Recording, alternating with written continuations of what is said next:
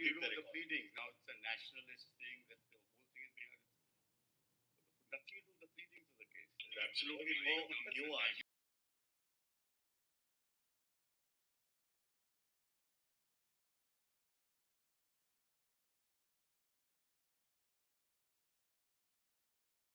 No consequence. The arguments are not based on anything that's in the pleading.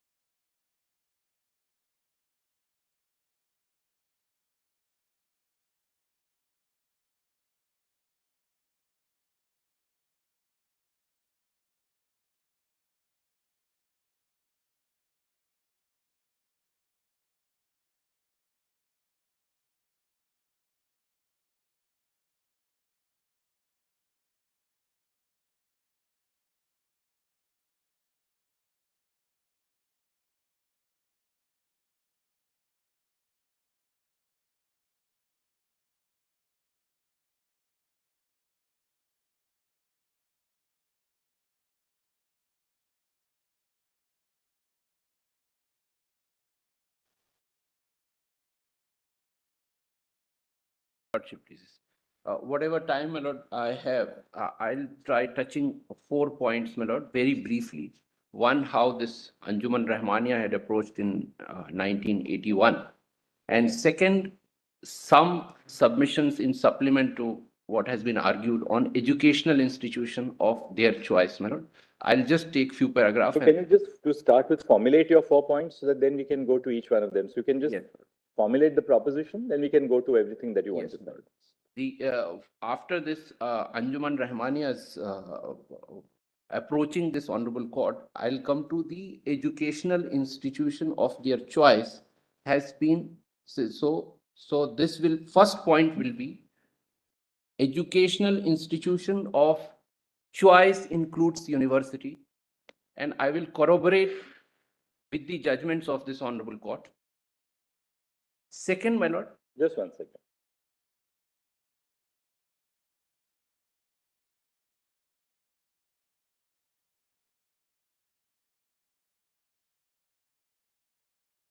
Yes. 1920 Act is in the nature of recognition of an institution rather than 1920 Act, AMU Act, my lord, is in the nature of recognition within the system, my lord. Purpose of making the degree usable. So there are views of this honorable court on this, how recognition is important for an institution. So my submission is that the act is nothing but a tool of recognition. Third, my lord,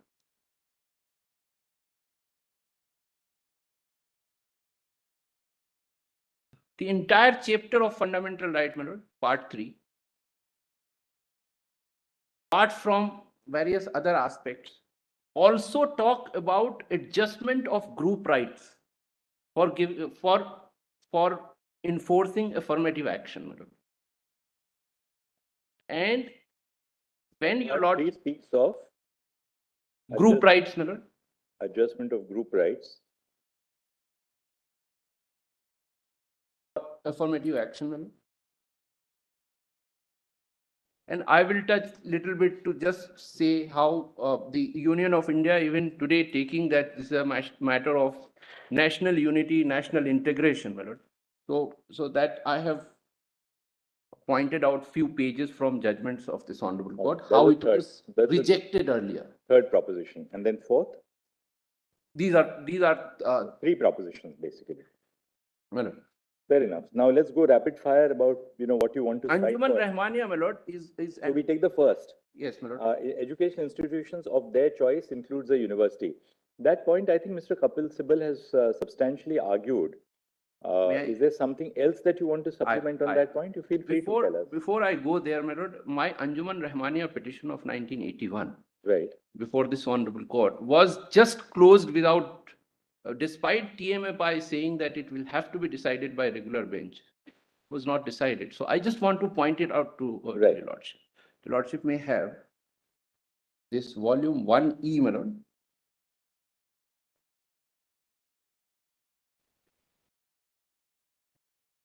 of this. I've graduated to the tablet. I noticed that. I mean, I thought I'd tell you that since you told me in open court. that's excellent. Your Lordship has volume 5A, page 552. Your Lordship may have it. This is TMA, my Lord. Volume 5A, 552.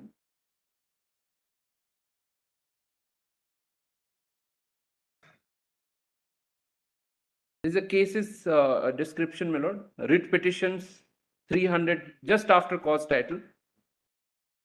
Writ petition 5457 in the first line, my Lord. Yes. This is that petition of 81. And this was before 11 judges, Honorable 11 judges, my Lord. And thereafter, if your Lordship comes to page 779, same judgment, my Lord. What was the issue raised by you in that? My Lord, basically the similar issue which related to right to administer. This was the issue in Basha also. Yes. And the same issue was here. And my Lord, one thing I just want to place before your Lordship. When I came in 1981, there were at least 9 judgments to say that you can administer. Regulatory controls, all right. 9 out of 9 judgments, my Lord, 1 9 judges, which is Xavier, 1 7 judges, Kerala Education, 2 6 judges, 4 5 judges. Just tell us, come again. How many? My Lord, total 9 judgments, my Lord, till 1975, from 57 to 1975.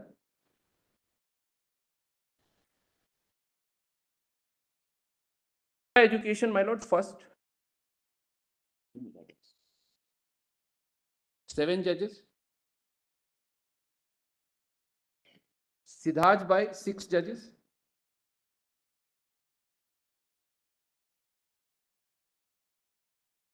In between this Aziz Basha, my Lord, Honorable 5 judges.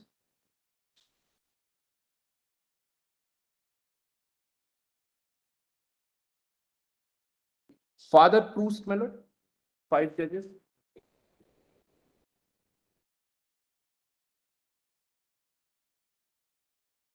Right Petro, 5 judges. Patro, right? My Lord. 69. 1969. Mother Provincial, my Lord, Honorable 6 judges, 1970.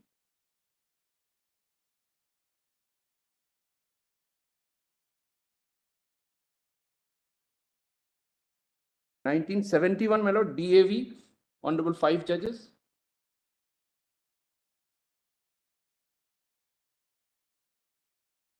(1974), my Lord, Ahmedabad Xavier, Honorable 9 judges.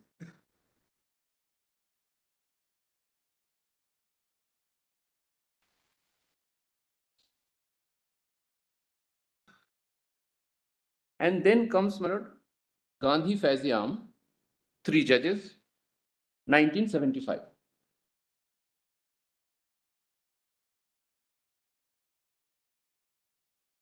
I had gone to the Allahabad High Court because I had problem in administering it. So just to go back, Father Proust is which year? Father Proust is, my Lord, which year? I'll just. Since you have given us Father Proust is 1968, my Lord, 13th of September. Right. Basha? Basha is October 1967. All right. Siddhaj Bhai? My Lord, Siddhaj Bhai is 63, 30th of August 1962. And Kerala Education? Kerala Education, my Lord, 25th of May 1958. All right. We got the...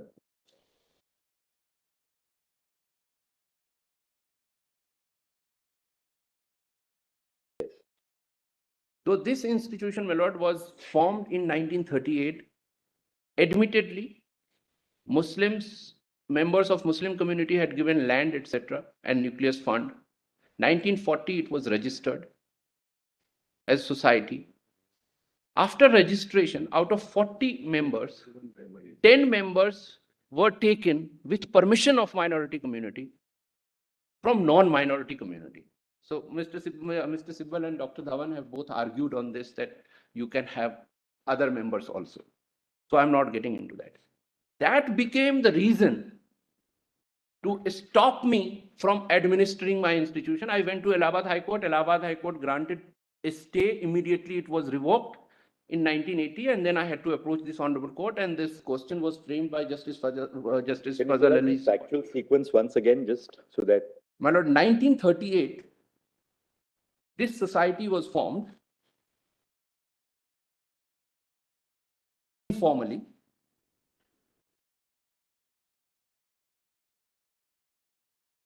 In 1940, society was registered under Societies Registration Act.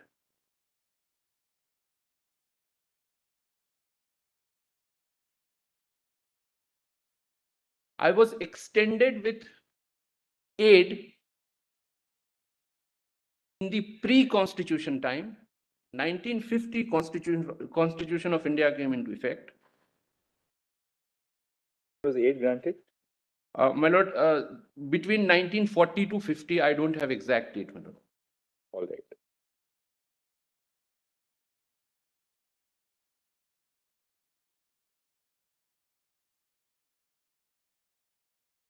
And thereafter, it was treated all along as minority institution till 1970.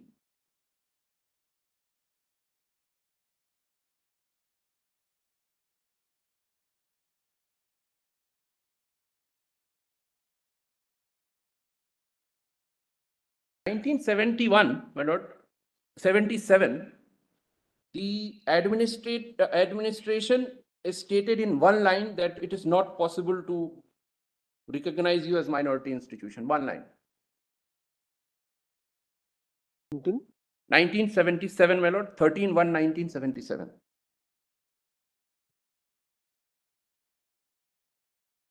In 3/5/1978, I was told that we will not declare you minority, though it was being treated as minority. What was the date in 77, you say?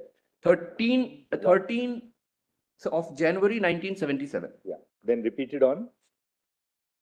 3rd of May 1978. And 2nd of May 1980, finally, they said that your governing body is not limited to the scholars of Muslim minority. That's why I will not treat you as minority.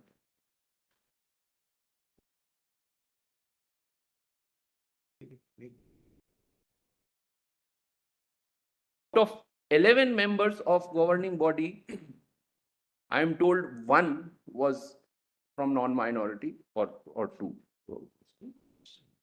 And that was the background, my lord. And till 70, my lord, till 80, when this last order was passed, I have already placed before your lordship 9 judgments were there. What is the meaning of administration? What is the meaning of minority? And what is the background of Article 30?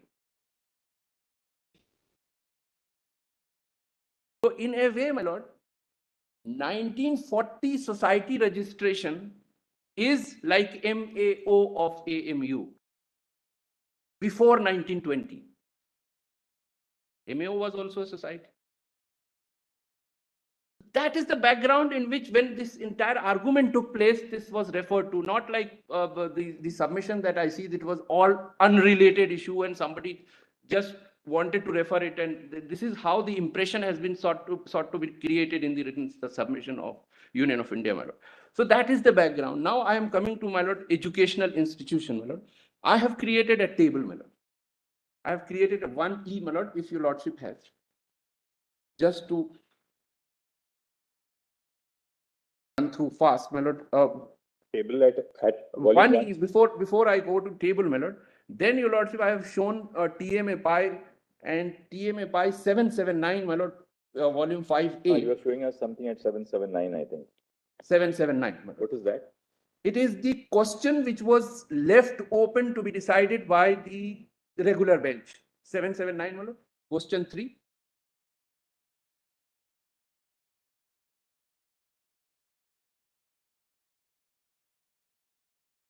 Your Lordship has it.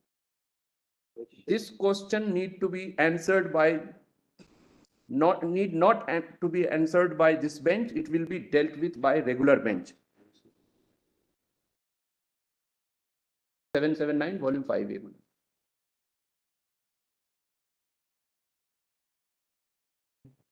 Dr. Dhawan has argued this indicia question in DMA 5. Whether it was conjunctive or disjunctive or.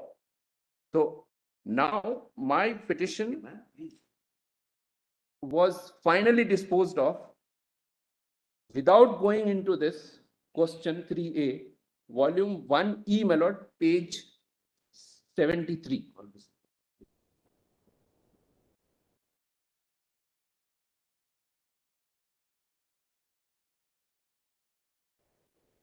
Volume 1E, my lord. Page 73. 73. 1A, right? 1E. E for 1E. It came before Honorable 2 judges, my lord, at page 74, my lord. The same petition, 5457. Writ petition 5457, 1981. I read, my lord, page 74. The petition above mentioned, along with other connected matters, being called for hearing before this court on 11th March 2003, upon pursuing the record of hearing counsel appearing for the parties, this court passes following order. The matters are covered by decision of Constitution Bench in writ petition TMA Pi and connected batch decided on 3rd of October 2002. All statutory enactments, orders, schemes, regulation will have to be brought in conformity with the decision of the Constitution Bench of this court in TMA Pi case decided on 31/10/2002, and as and when the problem arises, the same can be dealt with an appropriate forum and in appropriate proceeding, and the matter is over, my lord. So this is how my matter got closed. It's another thing that there are many petitions. Even today, Anjuman Rahmania has ad hoc principle for last 10 years, my lord, and it is working out of 53 sanctioned teachers' strength. They are working on 23, and 1,800 students, my lord. So that's that's another issue. So these statutory modifications have not taken place till now. Rather, there are different statutory provisions which have come taking away the right. Right. So what is the effect? What is the effect of this order then? The effect of the order, my lord, in my view, would be that whatever TMA Pi's ratio is, as per that ratio, all the regulations, all the rules relating to appointment, administration will have to be brought in conformity with the ratio. So that is that's what I can understand. But what is happening on the ground is altogether different. There are regulations saying that you will not appoint, private agencies will appoint. This is what has happened in Anjuman Rahmania's case. They have been, the entire right has been given to private agency that they will create, they will prepare a merit list, and from that merit list, you will have right to choose. So these things are going on. This, with my respectful submission, my lord, this is not in conformity with this order, and that is the ground for me approaching this on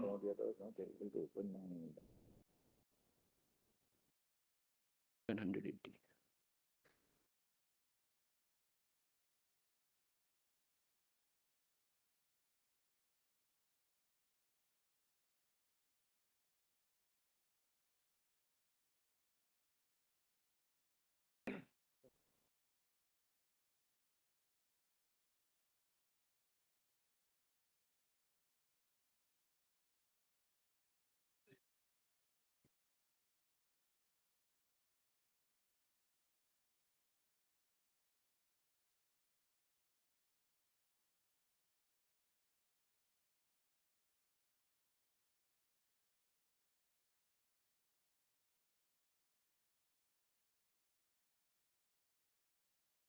Coming to the second point, my lord, because this was an issue which was raised by the other side. That's why I thought appropriate to address, my lord, on this. I'll just conclude it quickly, my lord. Educational institution, my lord, of their choice. My lord, it is a very wide term which relates to setting up of an institution. That's what Siddharth Bhai has said.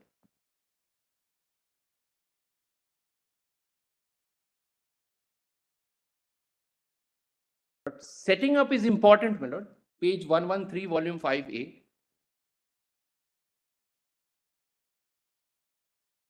Setting up, with my respectful submission, can be related to the historical facts which has already been argued by Dr. Dhawan. How it was set it up in TMFI.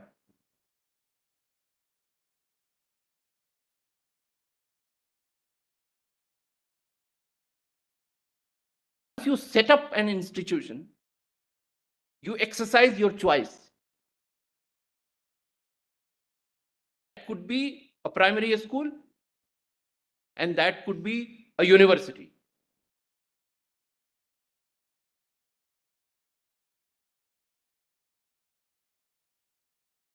Now, after 1950, my lord, it becomes a fundamental right. It becomes fundamental right, then the entire system is obliged to give effect to that right to choice. That I may have to, I may be interested in establishing medical college. Medical college is not a university. I'll go get myself registered under Societies Registration Act. Myself registering into Societies Registration Act will not be termed as establishing an institution. It will be only a compliance of an statute which is existing to promote excellence, which has been argued. So this word setting up to establishment, the word used in 1950, I think, my lord, that needs little bit explanation on this. My lord, chart 4, page 4, volume 1E, my lord. I'll just quickly run through. It's only one page, my lord. The table? A table, my lord. Where is that? 1E, page 4.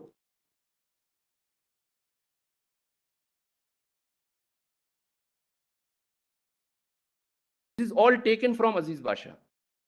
On the left-hand side, my lord, Aziz Basha says, educational institutions are of very wide import and would include university also. He is not opening. Yes, sir. My lord, E. Both for brother Suryakant and me is not opening. We've got it displayed now. Share it. I'll share it. Yeah, thank you. Good. It's also on the screen. Now we've got it on the screen. You can just tell us. Yeah, education. Page 4, my lord. This is both sides is Aziz Basha, my lord. I have given pagination. I'll not go there just to save time, my lord. Educational institutions are of very wide import and would include a university also. That's what Aziz Basha says. Now, right-hand side, my lord. Before Constitution came into force, most universities were established by legislation. So it's all right. Not disputed. I am on the left-hand side. Not disputed by the Union of India, and hence it may be accepted that a religious minority had right to establish a university under Article 31. So in Basha also, the stand is that yes, you can do that. Then third, my lord, it is true that the nucleus of Aligarh Muslim University was the MAO college. And on the other side, my lord, if your lordship sees, conversion of that college into university was not, however, by Muslim minority. So what was this conversion? Conversion was legislation. It took place by virtue of central legislation. Now I will come left side, my lord, once again. It may be that 1920 Act was passed as a result of efforts by Muslim minority. Right hand side, but that does not mean that the Aligarh Muslim University, when it came into being under 1920 Act, was established by university, by Muslim minority.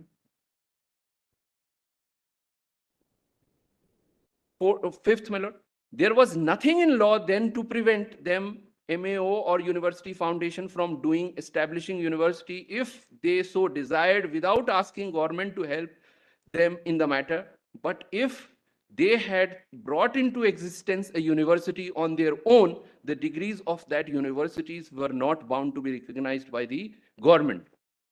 That is the genesis, my lord. The entire thing falls back to recognition. 1920. In 1950, Article 30, terminology is used, established. So that recognition becomes established. That's the interplay. How this was argued, my lord, this is also interesting. In Aziz Basha, when the matter came before your lordship, it was only in relation to administer. It is the Union of India that took a stand that, sorry, this university is not established. So the entire debate went in the line of established. Your lordship may have this for a moment, my lord. 3A. I just want to show that, my lord. 3A, my lord. Page 7, my lord. 3A, page 7. It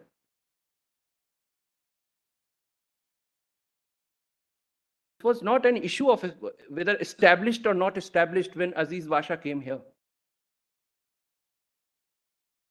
My lord, page 7, my lord. May I read the last para?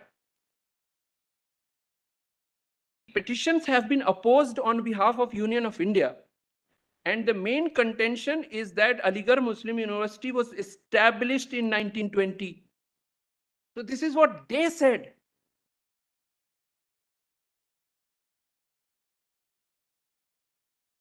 Establishment was not by Muslim minority, but the government of India by virtue of a statute, namely 1920 Act, and therefore the Muslim minority could not claim fundamental right to administer Aligarh Muslim University under Article 30.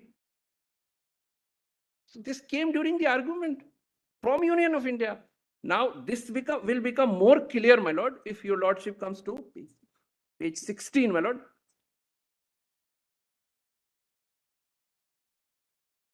Item E16. The middle, my lord, this is a small para of 5 lines.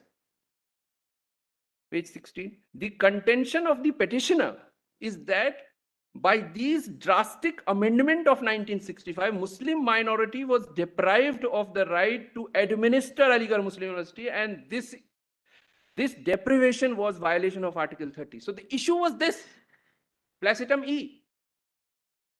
But Union of India says that, so that's why it becomes, entire debate becomes established. So I'm coming back to, my lord, that volume 1E, my lord, table.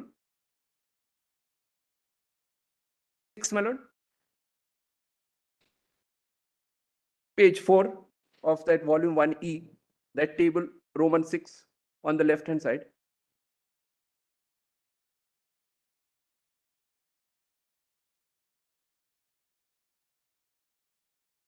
There was nothing in 1920 to prevent Muslim minority, if it so chose to establish a university.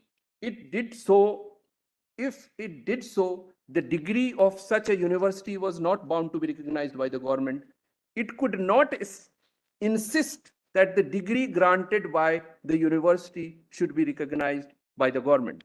Now on the right hand side, my lord, by Act of 1920, degrees were recognized by the government. Hence, an institution was brought into existence which could not be brought into existence by private individual. Then, my lord, 1920 Act is circumstance to show that the university came to be established in 1920 and not by Muslim community. Such recognition dependent upon the will of the government, generally expressed through a statute. This narration is for pre-independence time. Now, Article 30 is altogether in different shape, my lord. It is part of part 3. It's in part 3. Their right to establish and administer is held to be absolute. Later on explained that regulatory things will apply, regulatory mechanism will apply. So that is the position post independence. There are 3 judgments at least to say that pre-independence, post-independence doesn't matter. You will interpret fundamental right to give effect to and for the beneficial interest of the citizens. So I'm not going into that, my lord. Now, coming to the third point, my lord, recognition issue. Because Pasha says such recognition dependent upon the will of the government generally expressed through a statute. So the entire issue is recognition. About recognition, my lord, your lordship may have 5A76, page 76.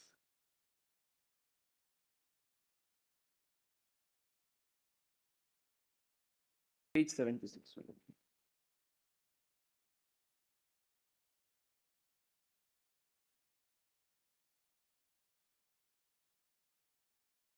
Between, my lord, in the middle of the page, my lord, from bottom it's about 15-20 lines, my lord. Without recognition, lordships have got. Without recognition, therefore, the educational institutions established or to be established by minority communities cannot fulfill the real object of their choice, and the right under Article 30 cannot be effectively exercised. The right to establish educational institution of their choice, therefore, mean the right to establish real institutions which will effectively serve the need of their community and the scholars who resort to their educational institutions. There is no doubt, no such thing as fundamental right to recognition by the state, except upon terms that intermount to surrender to the Constitution. Yes.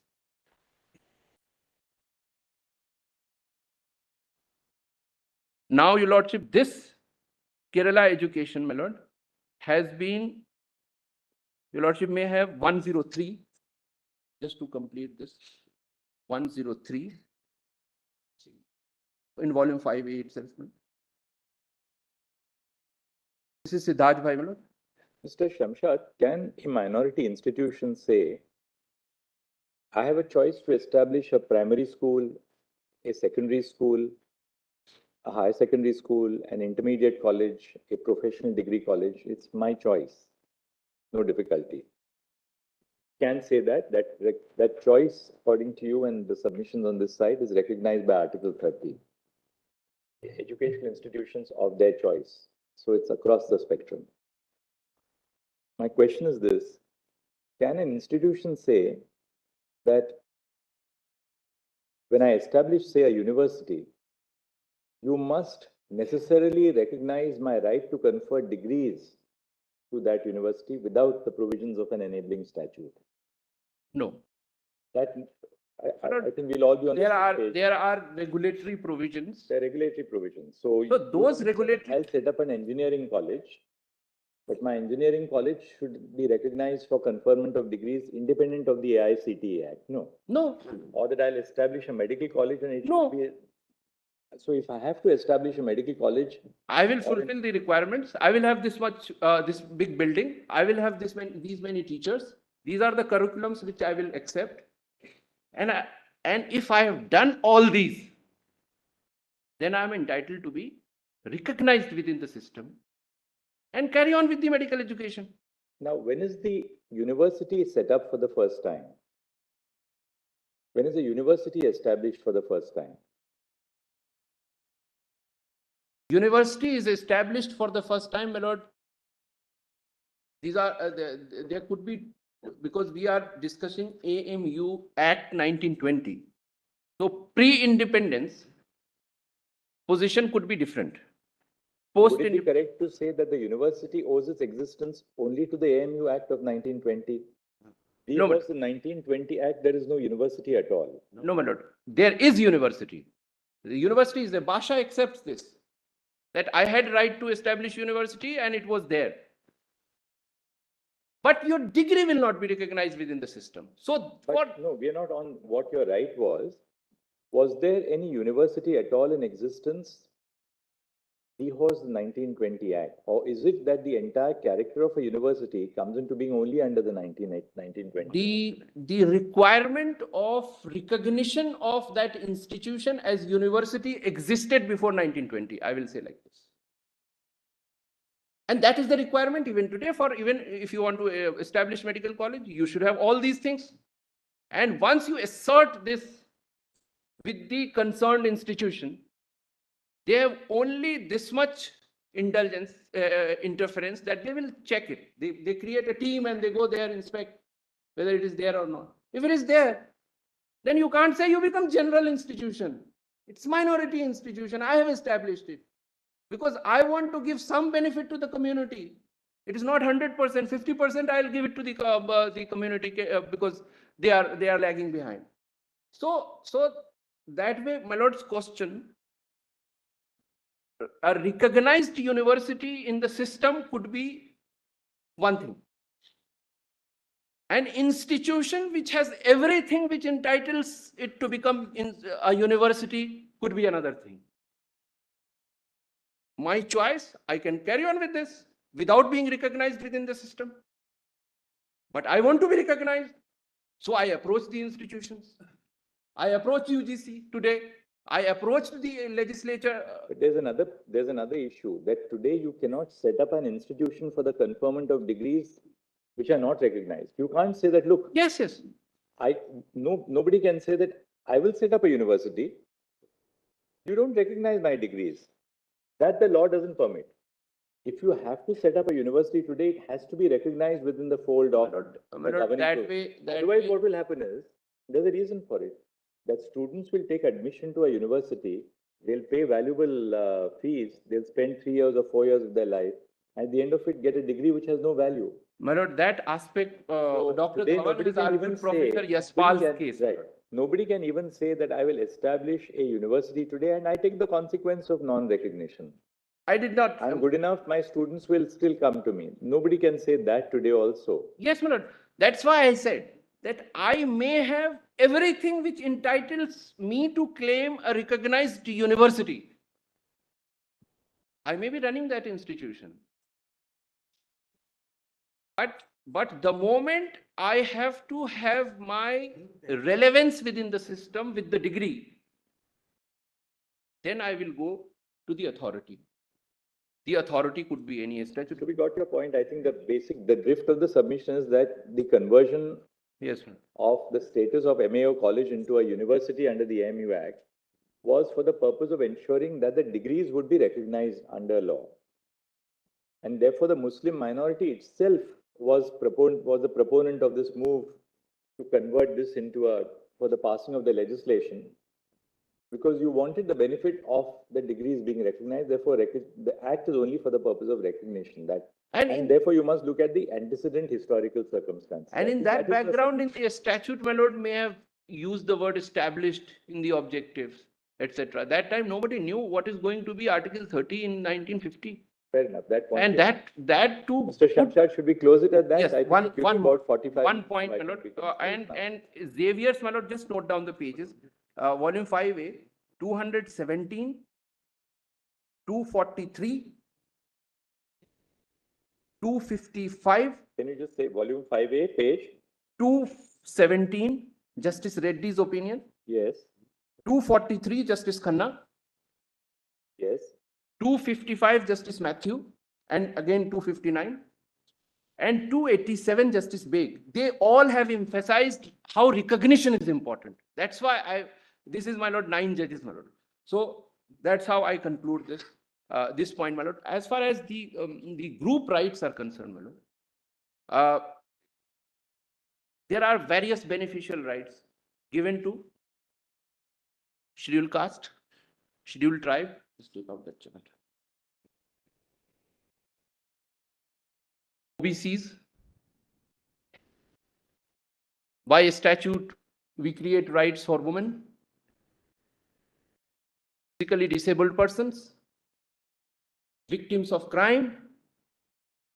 They all get different benefits as group in different educational institutions as part of affirmative action. There's, similarly, minorities also have a group right which is recognized by Article 2930. And for that, my lord, Keshwananda Bharti, my lord, 1E.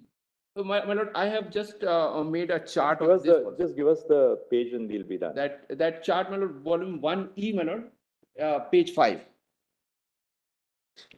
We'll have a look at it. Don't I have given instance of about basic proposition. I don't think you need five, to on that. 5 universities which are tribal universities created in tribal areas for tribals. There is a university for OBCs and SCs. There is a university in Delhi by Delhi government for women. And all are state funded.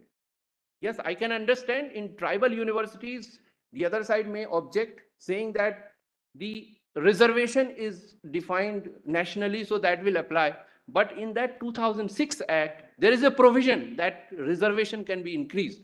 So that is very flexible. So once we can have these group universities, why not for the minorities? Why not to the minorities, my lord? And on this line, my lord, this Keshwananda Bharti 1E, page 78, my lord. Page 78.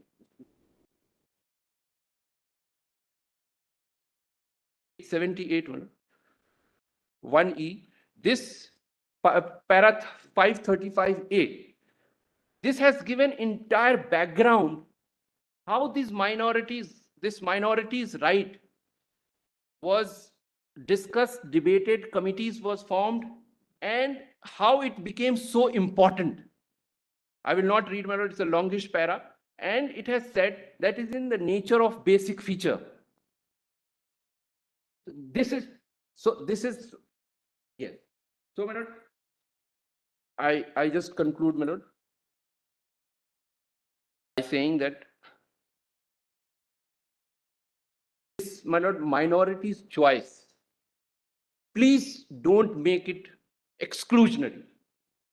Siddharth Bhai said that you will not interpret with a cutting down effect. My lord, Basha is a cutting down effect, which takes away para 8 of Siddharth Bhai says that you will not interpret with cutting down effect. And my lord, this 5A, page 87, Kerala education also says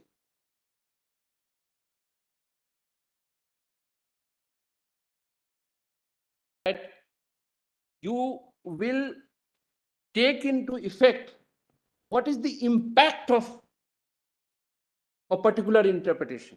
The impact is that admittedly an institution which was established by minority is being taken away.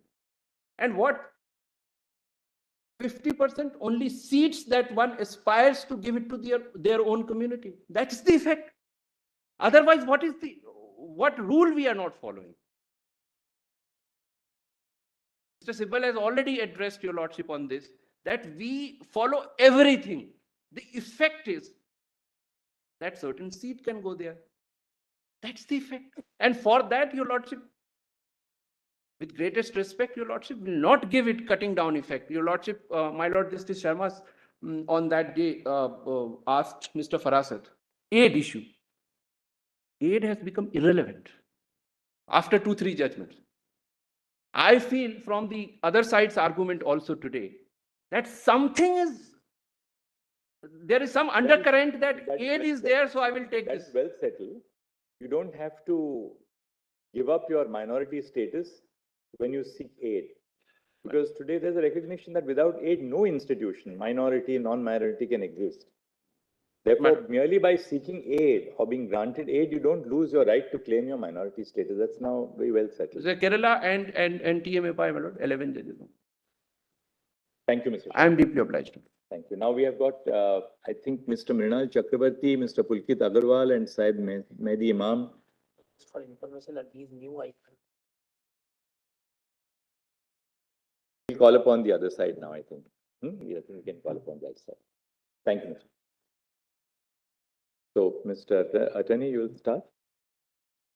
My apologies for not sharing my very brief note earlier, but I shared it now.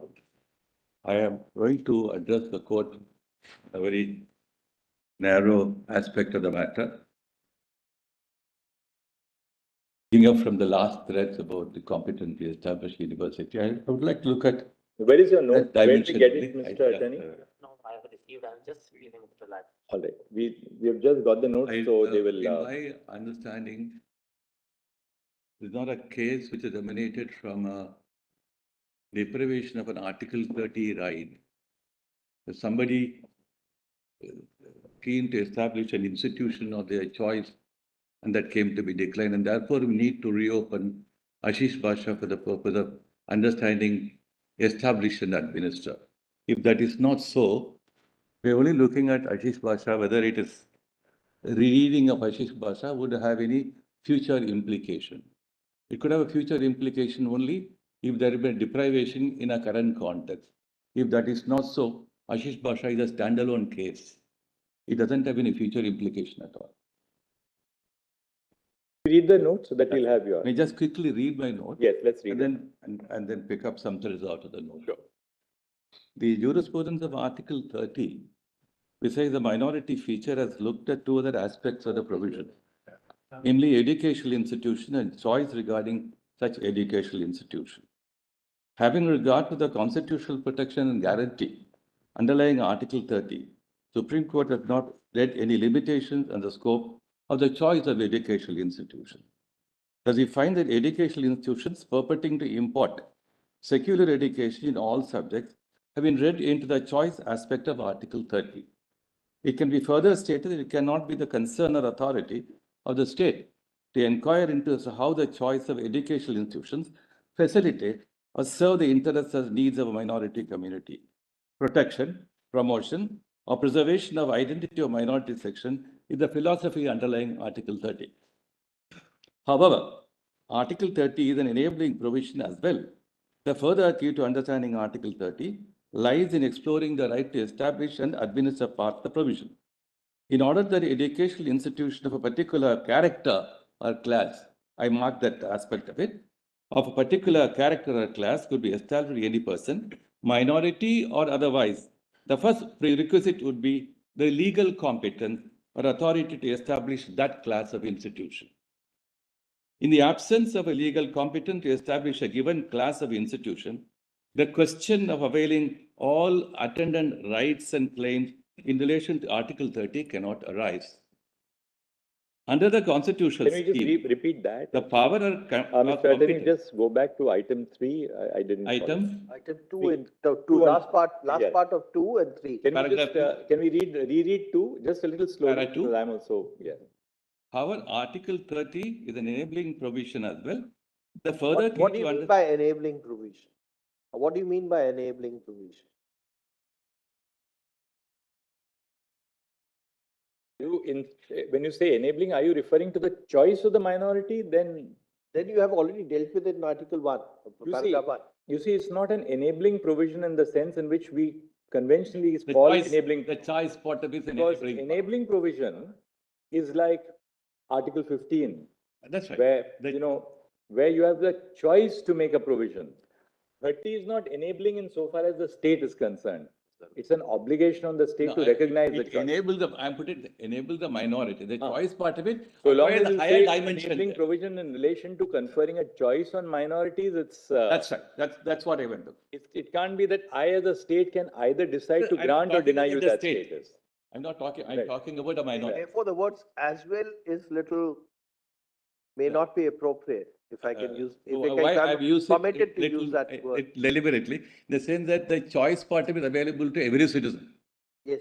But the higher status is given to a minority. Therefore, I say it enables them to reach a level beyond the other common consideration. That's how you put it.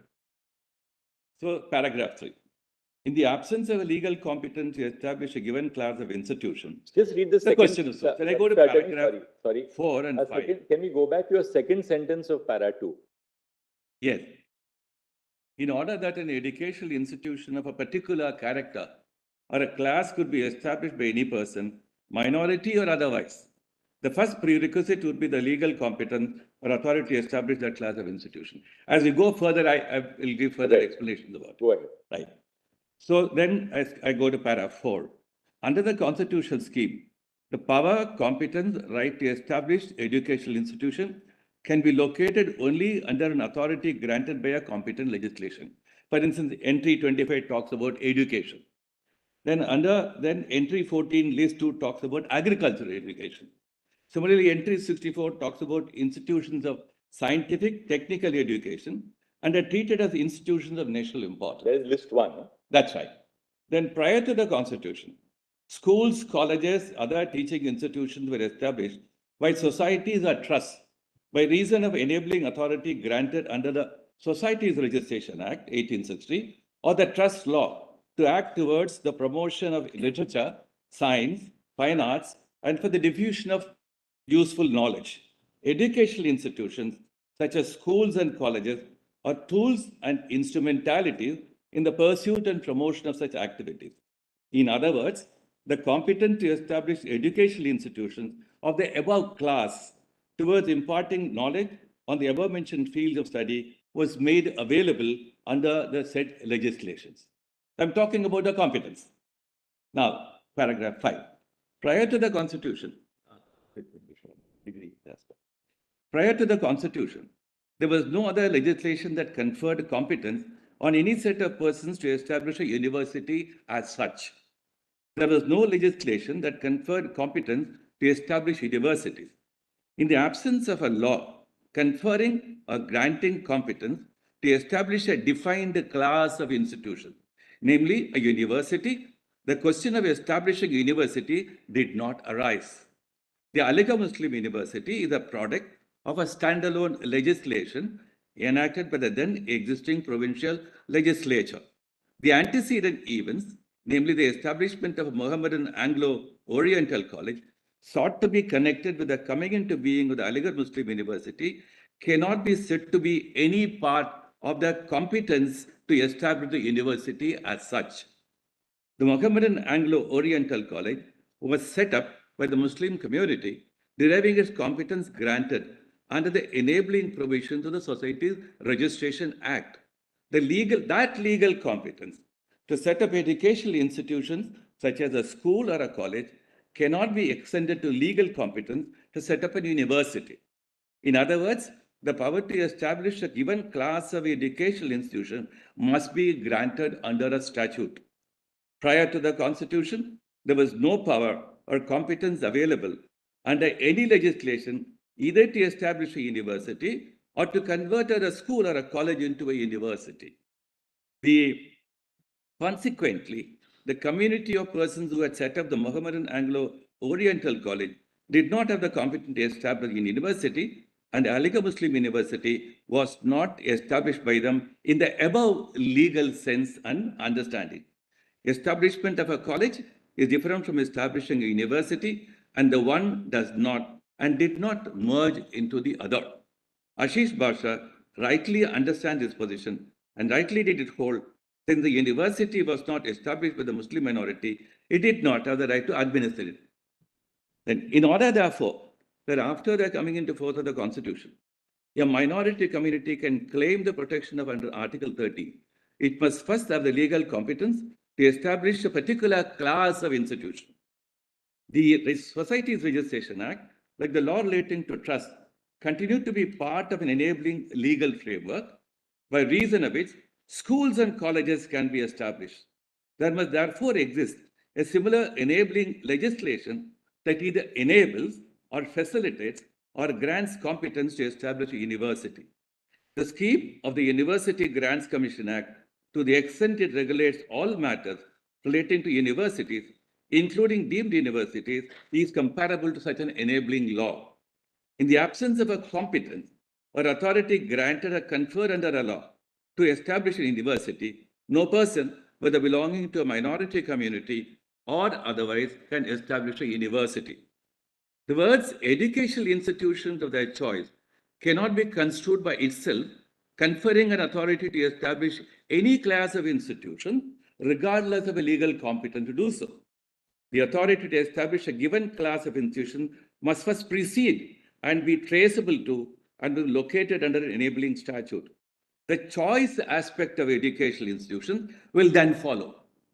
Within the scope of an enabling legal framework, which may confer the authority to establish institutions, the choice aspect will be unfettered and free. And this is the essence of Article 30. So neither prior to the Constitution nor under the Constitution, a minority community was clothed with the authority to establish a university. In this legal sense, no infirmity can be attributed to Ashish Basha. The unfettered freedom to establish educational institutions of their choice does not extend to the grant of exemption from the obligation to abide by other constitutional demands and requirements. For example, the obligation to honor provisions relating to reservations or matters relating to regulations or appointments of teaching and non-teaching staff, etc., and including general regulation relating to standards and quality of education. The choice aspect of institution does not exempt the minority from constitutionally sanctioned regulations or constitutional prescriptions, which are themselves as important as the choice, as long as the state does not impinge on the choice and which the state cannot. Article 30 is intact. The claim raised that Ashish Basha has wrongly interpreted the words establish and administer is misconceived. The question is not only of disjunctive or conjunctive reading. The fundamental question is one of the competence or the authority to set up an university. That being so, there is no warrant or need for reconsidering Ashish Basha, as it has no application to any post-constitutional institution, including an university. Therefore follows that for the purpose of Article 30, educational institutions need not necessarily include an university, and such an educational institution is subject to relevant regulatory regime.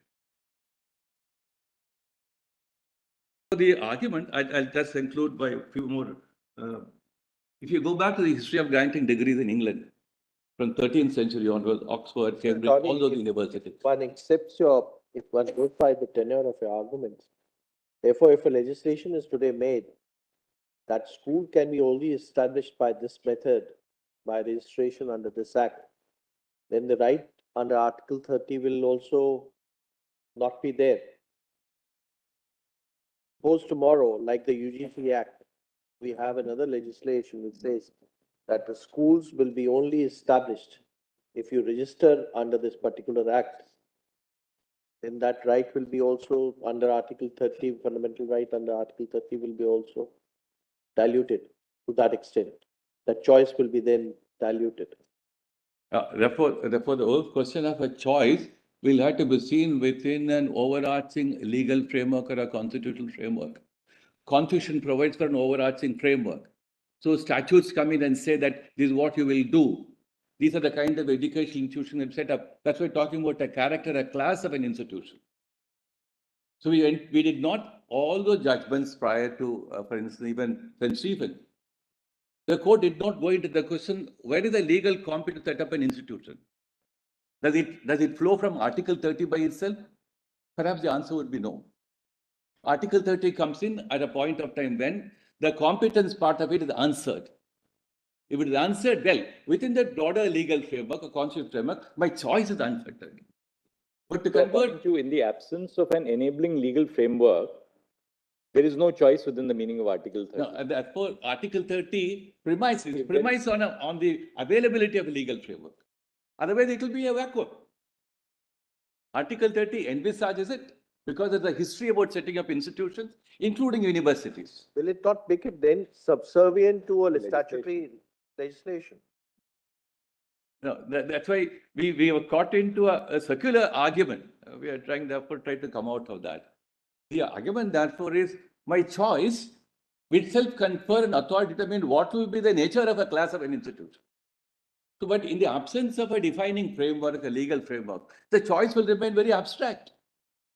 It will have no social relevance and importance. Therefore, you can work wherever you are. You must work within the broader enabling legal or a constitutional framework. And within that, what I want to do, whether I want to have institution A, B, C, or D, and that is my choice. And how that choice will enable me to, exist as a minority is not a concern of state at all. Now, That is where the unfettered freedom comes. Pre-constitution, AMU was set up under the 1920 Act. Lordship, please. Post-constitution, are there any universities which today have have recognition as minority institutions post-constitution? No. Something which is... The whole idea of... Just, sorry, interrupt. Yes, I'm sorry. Probably after the Minorities Education Act 2005 and 2010, it's possible. Because Let us look into that law. Let us look into the law just briefly, and then probably that will answer some of the questions. That is possible. And that will probably also support what I'm trying to point out. I'm not saying But your argument, if accepted, will mean any university set up by a... I'll just pick up two provisions of the act. Yours kindly, it is PDF. Was putting some query. Yeah, I'm sorry. 2005 and then subsequent amendment in 2010. Yes. With regard to minority education. Then it is possible to set up, because once you get the status from that, Your Lordship. under the said act, then obviously you can get it. But that was pointed out by Mr. Sybil during the course of argument. I heard But so, yeah. prior to that, prior to 2005, therefore it was, according to you, as far as university is concerned, they cannot be any minority university. No, let me close my eyes to a statute like that. Let's suppose Parliament enacted a different law, conferring an authority to set up universities on any citizen whatsoever. And then brought about limitations on that power to set up a university. The story would have been different. So therefore, to say that Article 30 by itself is a reservoir of a competence or a power to set up a university. We are not talking about Ashish Bhasha. We are not talking about a future implication of a deprivation in educational institution. Therefore, if we stray beyond that, then there are some problems. Your argument, if it is stretched, will apply to every educational institution. That's true. That according to your argument, it wouldn't then only apply to a university. That unless there is an enabling legal framework, you cannot set up any educational institution in India. If your argument is right. Yes. You can't set up even a primary school. Your argument will apply to a school as well. That's true. That's what I'm saying. Before, so according we to have them, today a plethora of legislation.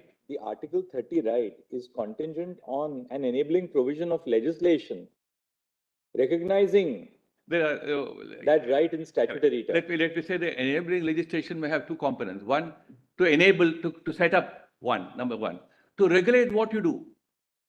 So the many regulation, there's no difficulty. Enabling regulation which says that, look, you have to have so many teachers, you must have so much of reservation, you must pay your salary, teachers' salaries at a rate which is prescribed by the union government, that you will get aid only if you fulfill these conditions of infrastructure. There's no difficulty about that. Problem about your argument is because once you say that your right under Article 30 is contingent on an enabling legal framework, that will apply to every right, every matter of choice under Article 30. That's right. But then to say because it will apply to every citizen, then how do we locate Article 30, the importance of Article 30? Then we need to depart from that regular framework and say have something special for Article 30. My answer would be no. Therefore, the competent to set up a particular class of an institution is what we are trying to talk about. We're not talking about a university in the abstract.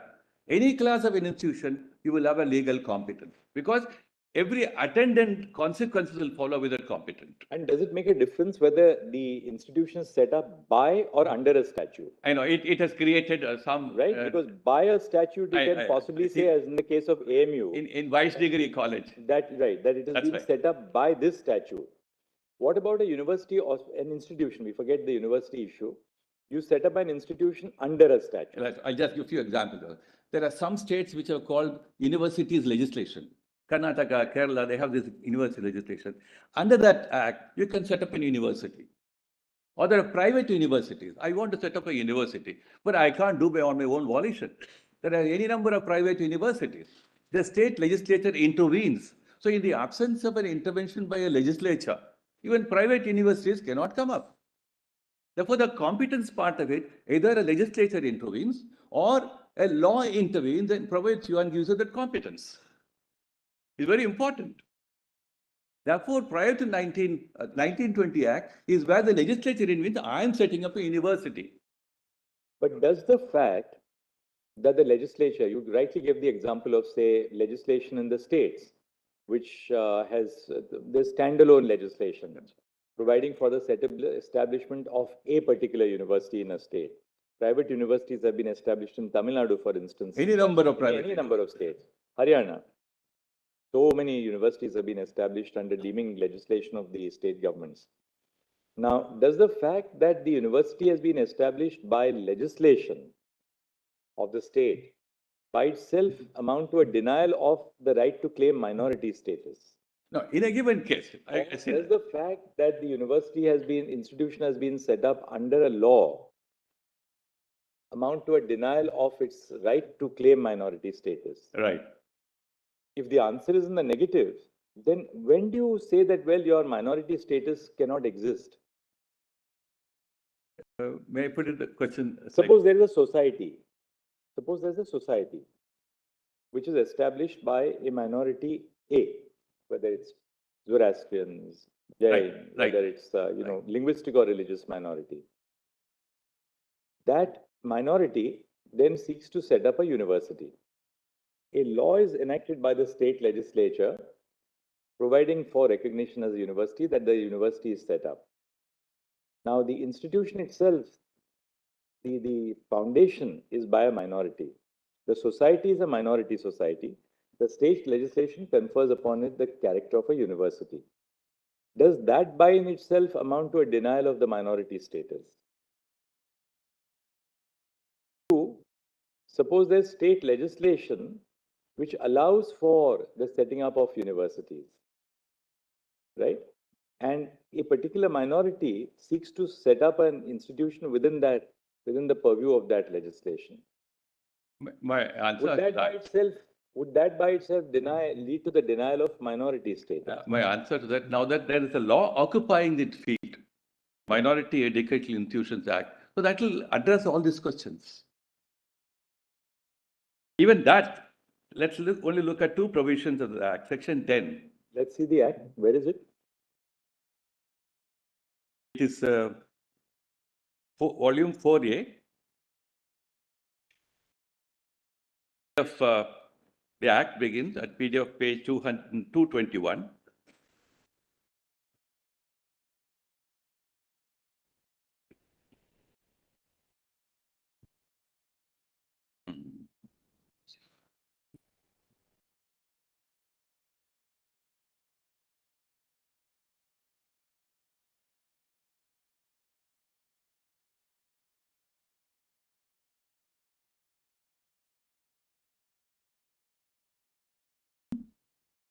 At page 223,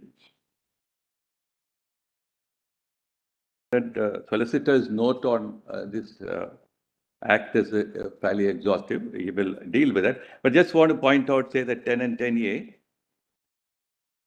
10 begins with this subject to the provisions. Mr. Solicitor, sorry, Mr. Attorney, is there any university established minority institution university established after 1950 till 2010?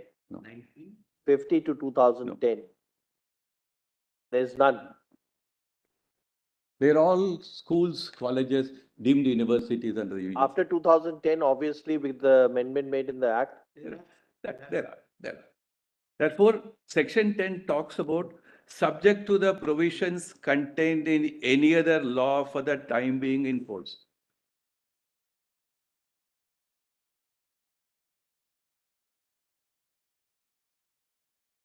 This could be a law relating to regulation. This could be a law providing for certain requirements relating to establishment. It could be any law.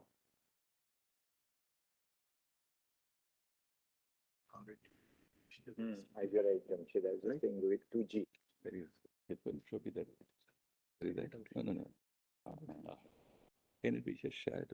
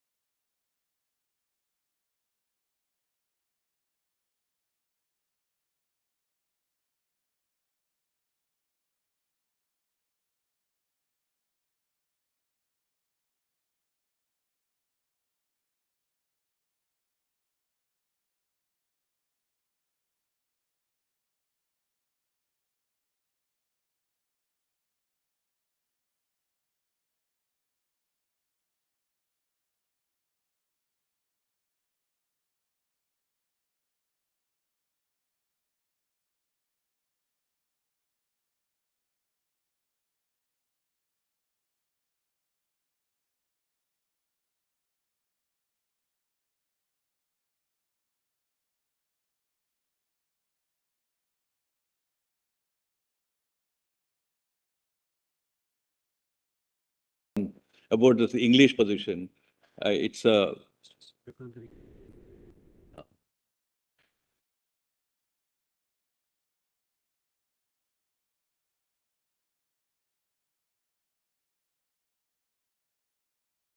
center.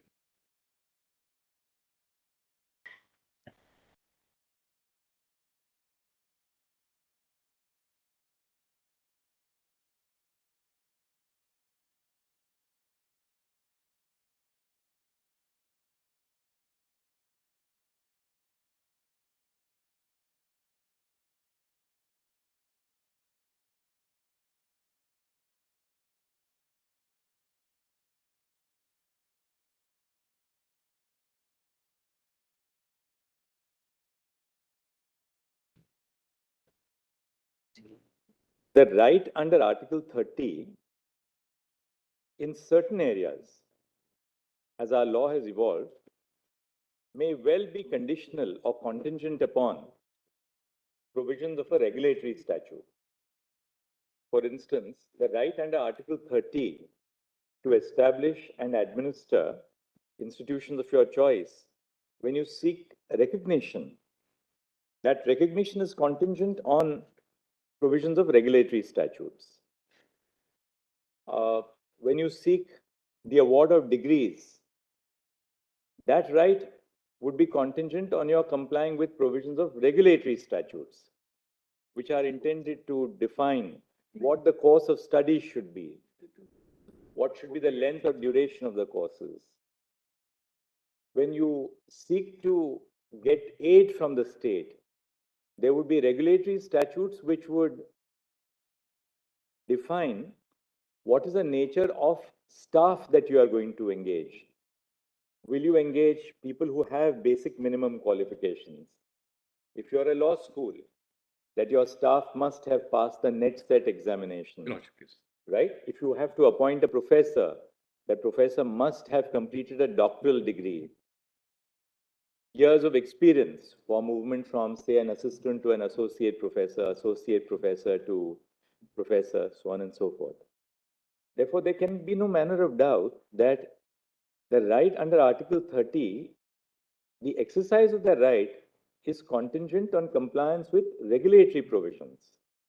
Those regulatory provisions ensure that the true character of an institution as an institution of excellence, as our court has said repeatedly, is maintained. Second, that even minority institutions do not fall below a national standard in terms of the quality of the students which you admit. That they must all pass the CLAT exam for admission to law, or they must all pass the the NEET examination for admission to medicine, that they must pass the JEE for admission to engineering degree courses. So regulatory statutes can define the minimum qualifications for the body of students, the staff, and the quality of the infrastructure which the institution must maintain in order to gain recognition. No difficulty. Now the law has made that very, very clear. Minimum salaries, for instance, Frank Anthony Public School says that. But can the right to establish an institution itself be contingent on recognition by an enabling statute? That your argument seems to be overbroad. I'm not saying recognition by because enabling. Because what you have said in para the choice, para 9, the choice aspects of institutions does not exempt the minority from constitutionally sanctioned regulations or constitutional prescriptions which are themselves as important as the choice. No difficulty.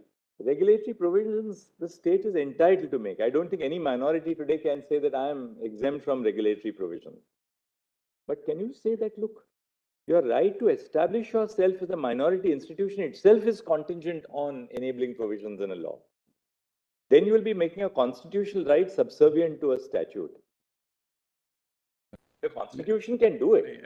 The Constitution can do it. We are not saying that the Constitution, if it has done it in a given case, that that provision is bad. But 30 doesn't do it.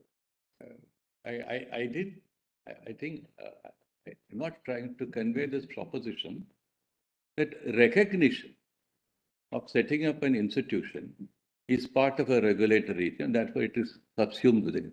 I don't propose to say that. What I'm saying is, before anybody can set up an institution, you must have some authority of law or a competence or a power available to you under some law.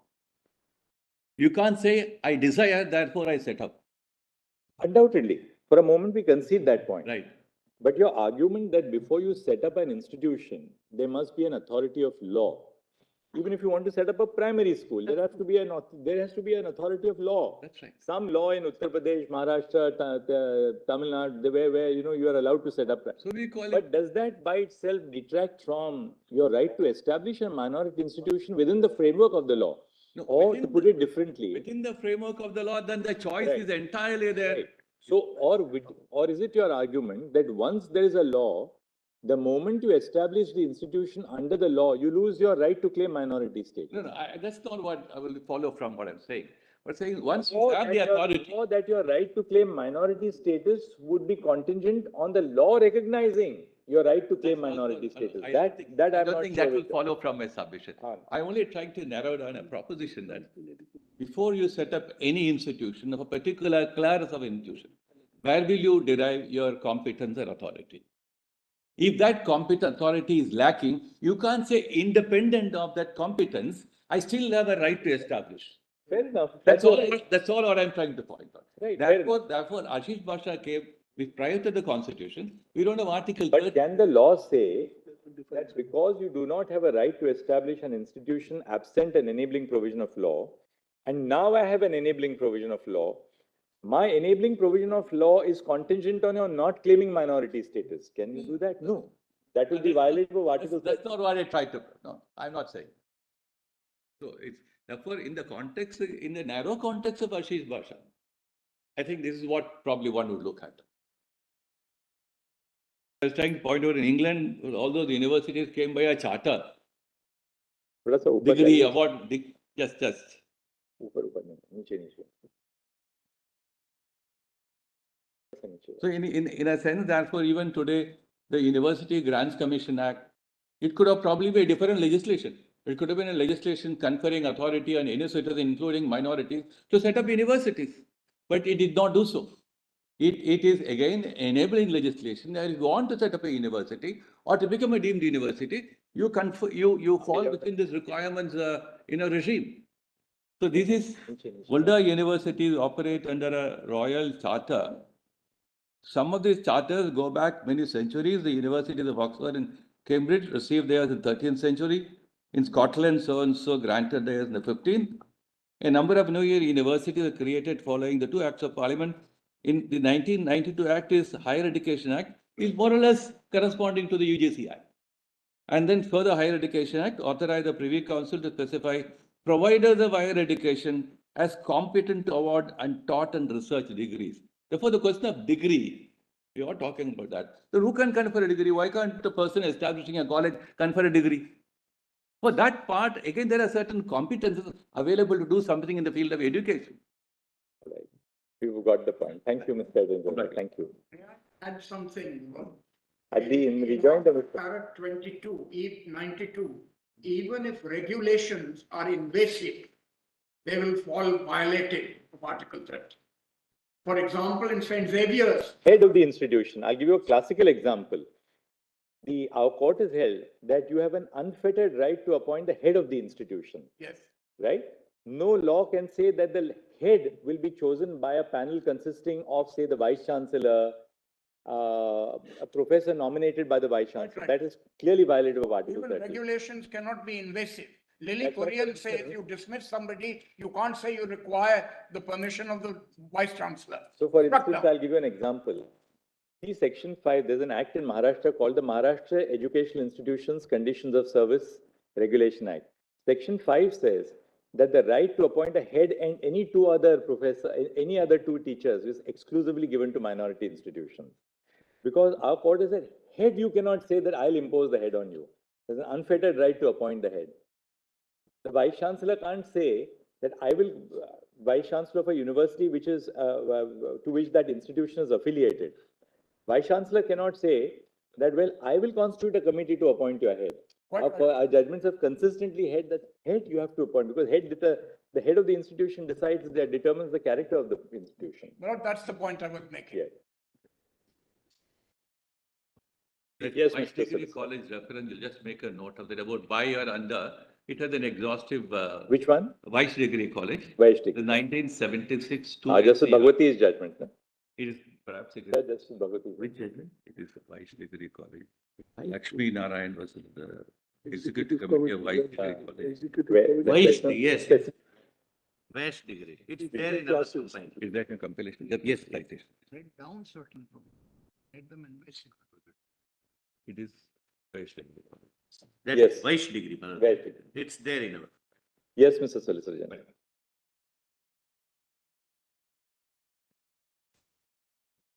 Perhaps attorney wanted to say.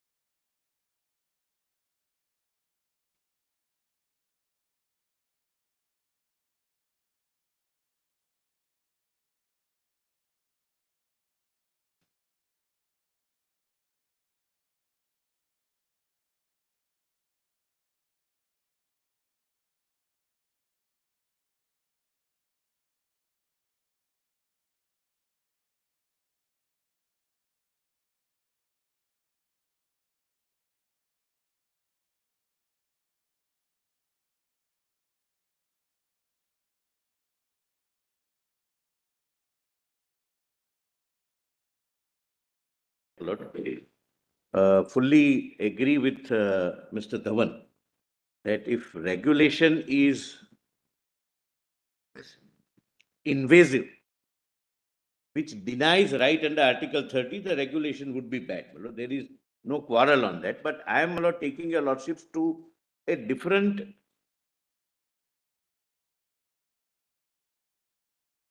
point of view. Lord, your lordships are examining the law laid down in Aziz Basha, where Aziz Basha, my lord, examines the law which is enacted by the Imperial Parliament 103 years from today. We are, my lord, traveling back to it's 2020. We are in 2024. Lord, Aziz Basha will have to be understood in the context of the historical background in which Act of 20 was passed and historical background in which Aziz Basha was decided. Because my respectful submission is, Aziz Basha does not lay down a law of any universal application, nor does it lay down any ratio which the petitioners have understood.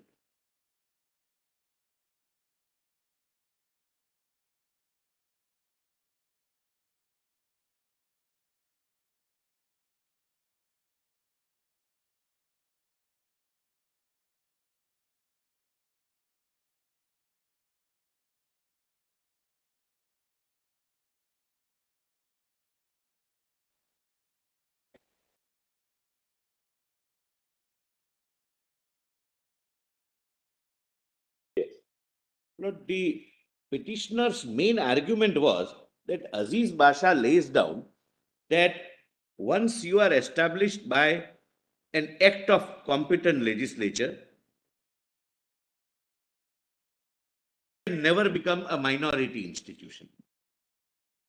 And the logic behind their submission is, and rightly so, if that is the ratio, but it is not, that now UGC Act requires that a university can be incorporated only by an act of parliament or competent legislature, and therefore there can be no minority institution, a minority university.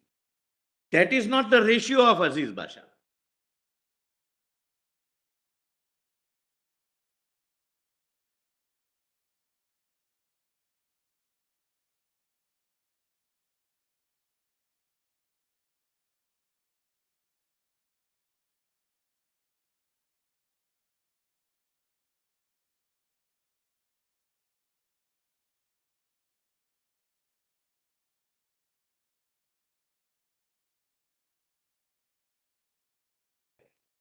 there was a particular regime in place during which, my lord, this movement started of establishing universities. That is somewhere in or before 1920. There were educational institutions either recognized through an act of the imperial legislature or otherwise. There were several universities, several institutions which had no blessings, Lord, of the imperial legislature. Lord, there were simultaneous two streams which were going on. One was, and we may not forget, my lord, 20s were the years where the freedom struggle was at its peak. One stream was that no, we will have our own university and we will not depend upon the British government's legislative competence or legislative power. The nationalists, my lord, they are historically called the nationalists. Without meaning any disrespect to the other group, my lord, that's how they are, my lord, described. Second was that no,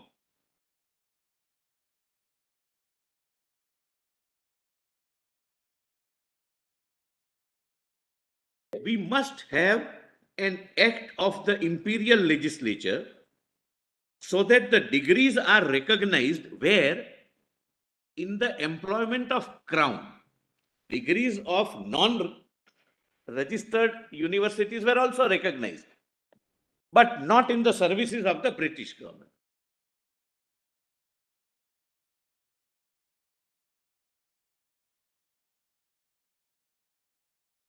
Not, of course, outside the country.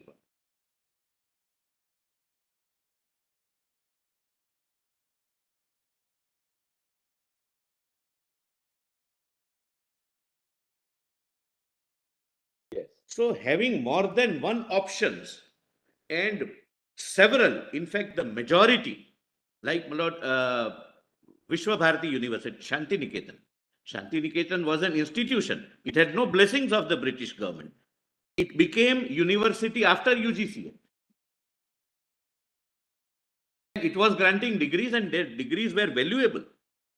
IIT Roorkee was an institution without any imperial legislation. You had that option. When was IIT Roorkee set up actually? 1857. The name was different, Thomson College of Engineering, but 1857. Thereafter, somewhere in 30s, it became IIT Roorkee, but remained unaffiliated. Lord, what I'll ultimately, Lord, I'll just say the end first and then take your lordships to the historical background. There were two simultaneous streams going on. I'm sorry. Lord, those who were in favor of, so far as this university is concerned, those who were in favor of accepting the conditions imposed by the British for the purpose of passing an act and making you an university. And the second, that no, we will continue with our minority Muslim status. We will not succumb to the British. We don't wish, because Britishers were saying that if you want a university status, you will have to give up some of your minority status. It would be a kind of neutral or a kind of a secular network which we will provide. Not just minority status, but your cultural status as well. It would be a non-minority cultural status which you are claiming. That I'll show.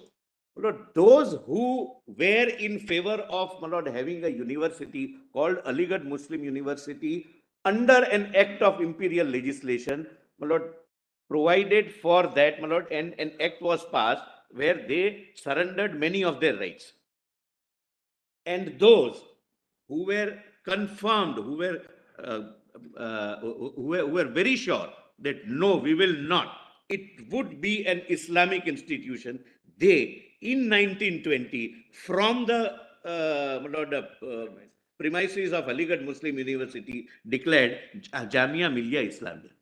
Jamia means university in Urdu, Millia means national, and Islamia means Islamic.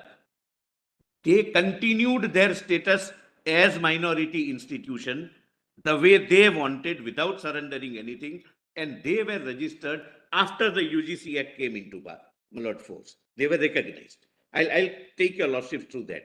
Therefore, my lord, the ratio in Bhasha is that at a time where there were no fundamental rights, there was no Article 30, you had a choice of either not surrendering your rights or surrendering your rights and get an act of parliament, imperial parliament. You chose to surrender, and therefore it was established when it was passed by imperial legislation. And in 1920, there was no Article 30. So it was a voluntary surrender.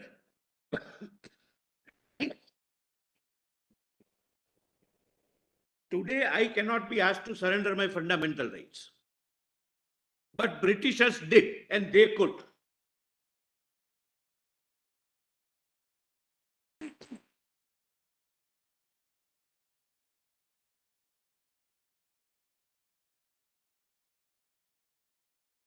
Everything is documented, and documents are on record from the beginning. What I have done, my lord, I was told my learned senior Mr. Singhvi's, Mr. Sibbal's objection that I have placed some new documents on record. They are, my lord, acts of constituting or incorporating several universities. I'm not going to read them, but I don't wish to be accused of suppressing something. My lord, the way they did, they placed on record, my lord, 3rd September 1965 debates without placing 2nd September. I have placed everything. I'm not going to read them. Now, please see, my lord, my note 2F. And, my lord, kindly examine Aziz Basha in this context, my lord. Note 2F, my lord, page 1. I'm sorry, volume 2F, page 1.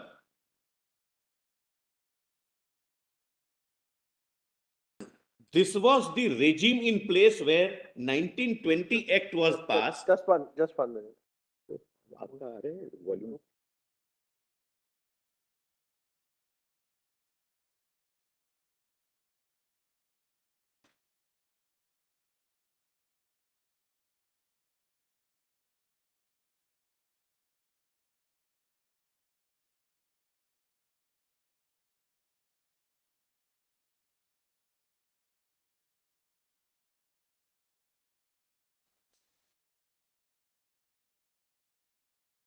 Roman 2. My lord, sorry, my lord. Roman 2F. But I'm sorry, my lord. I then corrected. I should have. It's the last one. Said Roman. We'll, my lord, with your lordship's permission, we'll change it to 2B1, my lord. I think it was 2B. It should have been 2B1. It should be numerical too. Done by someone else. But anyway, I'm not.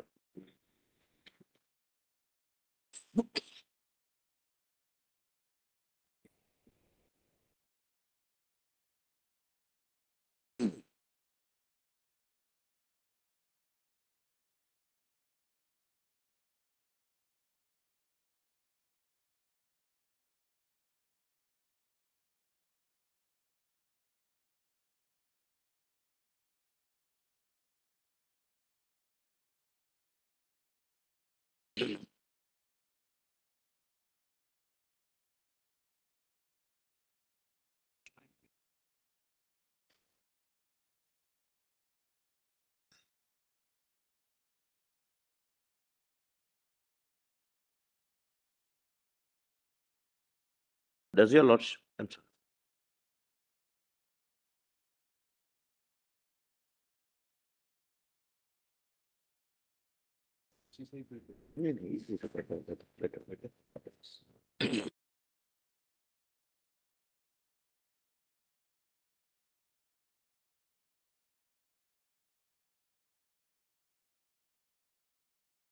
Vishwabharati came before UGC. Much before.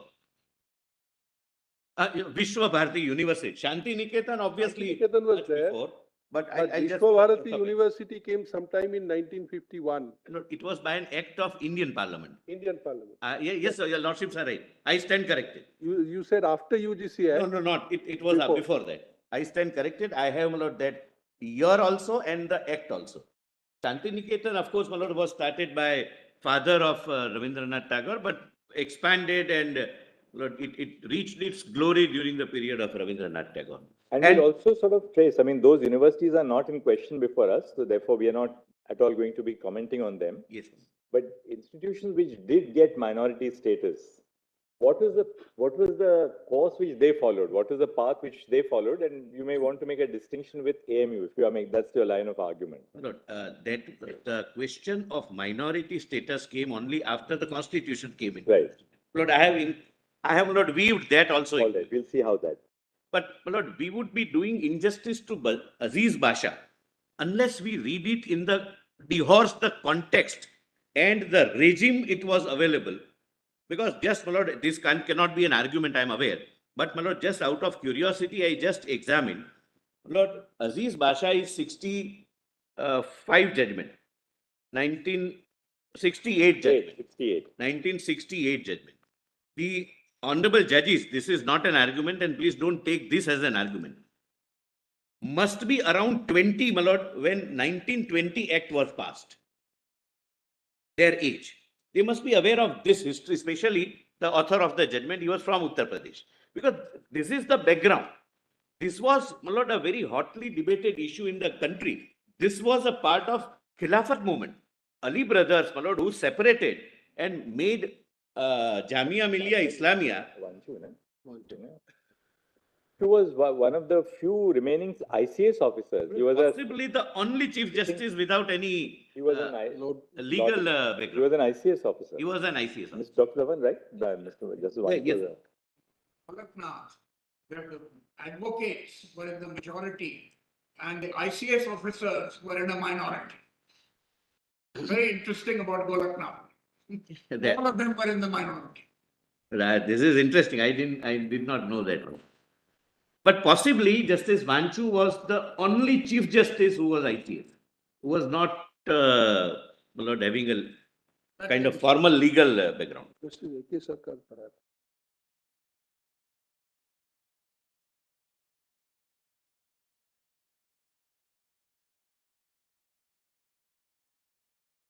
Please come to, my Lord, Roman 2F, page number 1.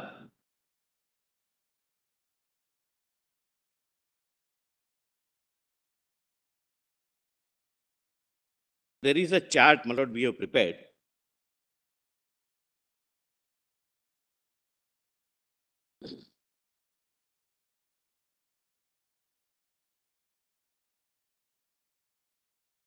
I'll just quickly go through what is, my Lord, relevant for the purpose of completeness. But this, we will have to keep this in mind while reading Aziz Basha, my Lord. It does not say what the other side apprehends.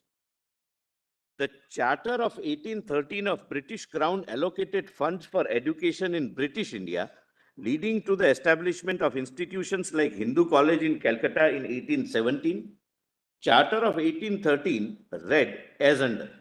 My Lord, I may skip that, only, my Lord, see the highlighted part. Rest, my Lord, I have put it for completeness. Provision for schools, public lectures, or other literary institutions for the benefit of natives. We were natives, my Lord, we were subjects. To be regulated by the Governor General in Council, subject to control of the board, but appointment of two offices therein to the made by the local government. Then, my Lord, next date, 1817 and 1818. Hindu College established in Calcutta in 1817 and the Sri Rampur College is established in 1818 by William Carey, Joshua so-and-so, and William Ward.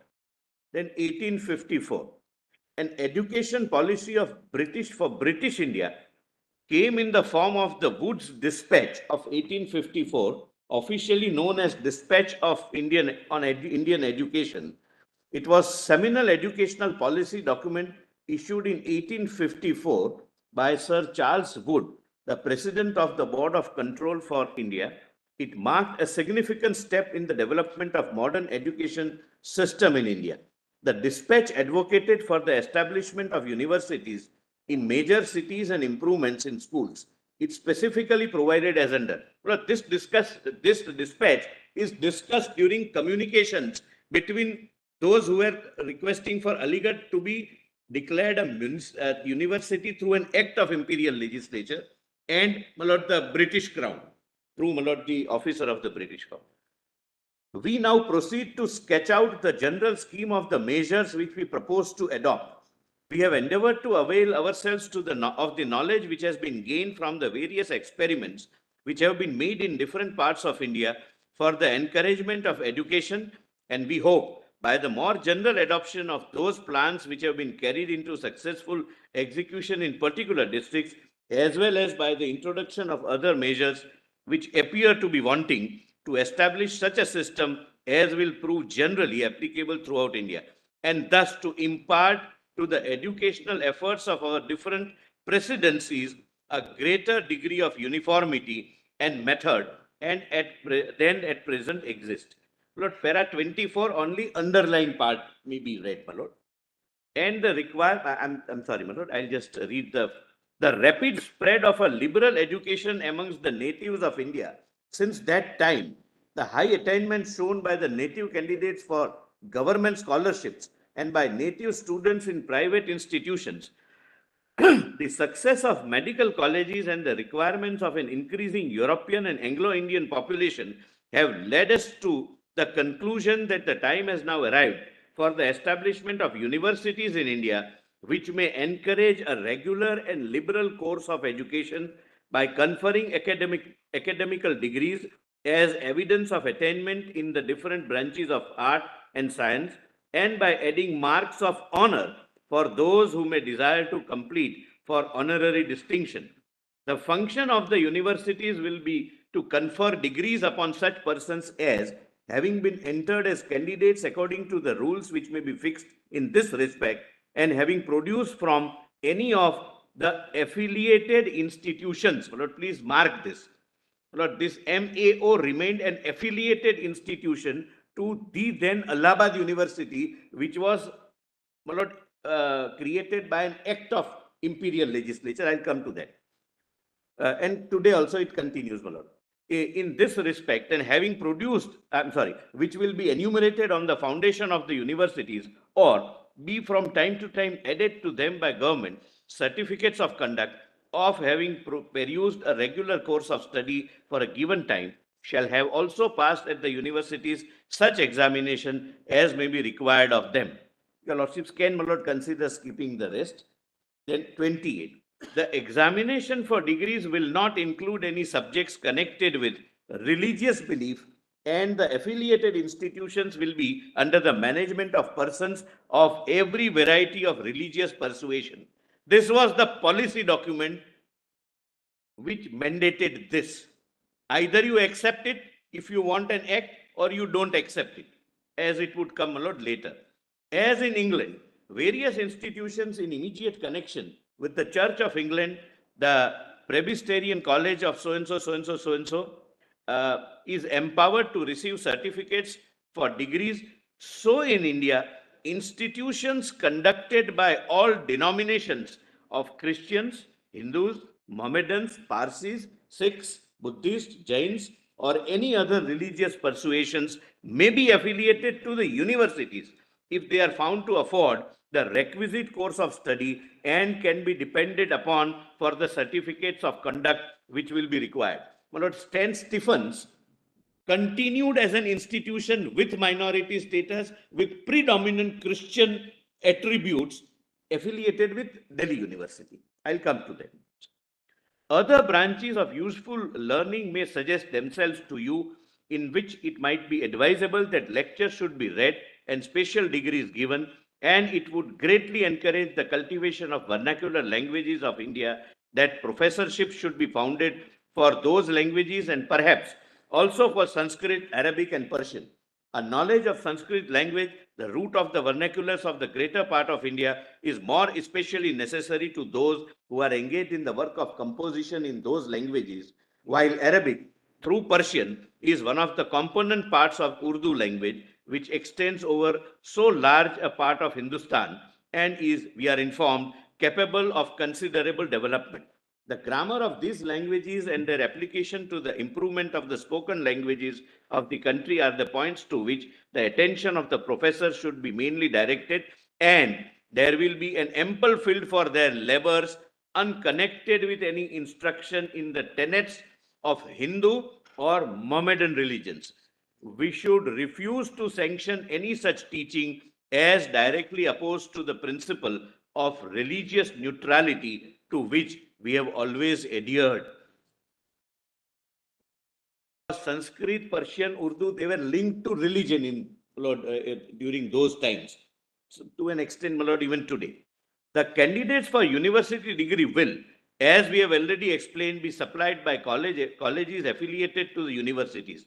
These will comprise all such institutions as are capable of supplying a sufficiently high order of instruction in the different branches of art and science in which university degrees will be accorded. The Hindu, Hooghly, Dhaka, Kishugar, and Berhamporo government Anglo-vernacular colleges and the Sanskrit college, the Mohammedan madrasas, and the medical college in Bengal, the Elphinstone Institution, the Pune College, the Grant Medical College in Bombay, the Delhi, Agra, Banaras, Bareilly, and Thompson colleges in northwestern provinces, seminaries such as the Oriental Seminary in Calcutta, which have been established by highly educated natives, a class of places of instruction which we are glad to learn is daily increasing in number and efficiency.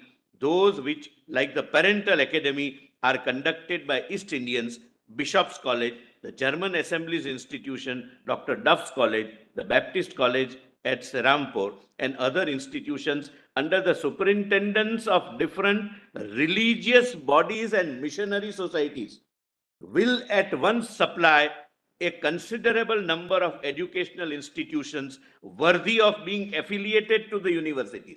So you had a choice of continuing as a denominational institution affiliated with some university which would be under an act of the imperial legislature. Towards then, 1856-57. Towards the end of 1856, the British government in India passed draft bills for the establishment of the first 3 universities in India, namely University of Calcutta, Bombay, and Madras. These acts were passed in the early 1857 by the Imperial Legislative Council, a representative body empowered by the British Parliament to make laws for British India, which continued till 1947. Lord, why I say British India, some of the part of present-day India was not in British India. For example, Hyderabad was not. It was a charter of the Nizam, my lord, under which a college was established. Then 1860, Act number so-and-so of 1860 passed by the Imperial Legislative Council expanded the powers of the above referred 3 universities to grant degrees. Lord, I may not read, my lord, that part. It merely says that now you are entitled to confer degrees. Every university, whether recognized by the Imperial Parliament or not, were conferring degrees. Degrees had values, but they were not entitled to have employment in the British Crown services. Now, 1882. Punjab University was established by Punjab University Act 1882, again imperial legislature. Then Allahabad University was established by the Allahabad University Act 1887. Then 1902, the report of the Indian Universities Commission was published. The said report with regard to MAO specifically noted as under, because this MAO was an institution, a Muslim institution functioning and affiliated with Allahabad University. In connection with MAO College at Aligarh, proposals have been put forward from time to time for the creation of a Mohammedan university. It does not appear that these proposals have received the support which would be necessary to give the scheme a practical character. And even if its resources adequate to the formation of a complete university were forthcoming, it is for the government to decide as to the expediency of creating a denominational university. There was no Article 30. There was no fundamental right. The government can decide whether there should be a denominational university or not. In the present circumstances of India, we hold that while no obstacle should be placed in the way of denominational colleges, it is important to maintain undenominational character of the universities. Taking clue from the Woods Dispatch, the British policy continued. And that was the policy, in 1902. Then, Indian 1904, the Indian Universities Act was passed. This was an umbrella act which repealed other acts and brought within its purview above referred 5 universities, Calcutta, Bombay, Madras, Punjab, and Allahabad. It also reconstituted the governing bodies of the universities and gave statutory recognition to the syndicates. Now, my lord, comes the moment where this would be relevant for the historical perspective which I'll narrate. In 1915, 1st October 1915, Banaras Hindu University Act is passed by Imperial Legislative Council, leading to the establishment of the BHU. Now please see, my lord, para 4. The above history clearly depicts that British parliamentary policy was to confer the status of university only when the nature of the university is non-denominational, what we call secular, my lord, broadly in the present context. And second, provides for prominent governmental control. Please note, it's not governmental regulation, governmental control. It was an era in which establishment of any university which had advantages in the form of funds, value of degrees, I say value, not recognition, value of degrees, possibility of employment with imperial government by its alumni, etc., needed a legislative enactment by the British legislature fulfilling the above referred 2 criteria.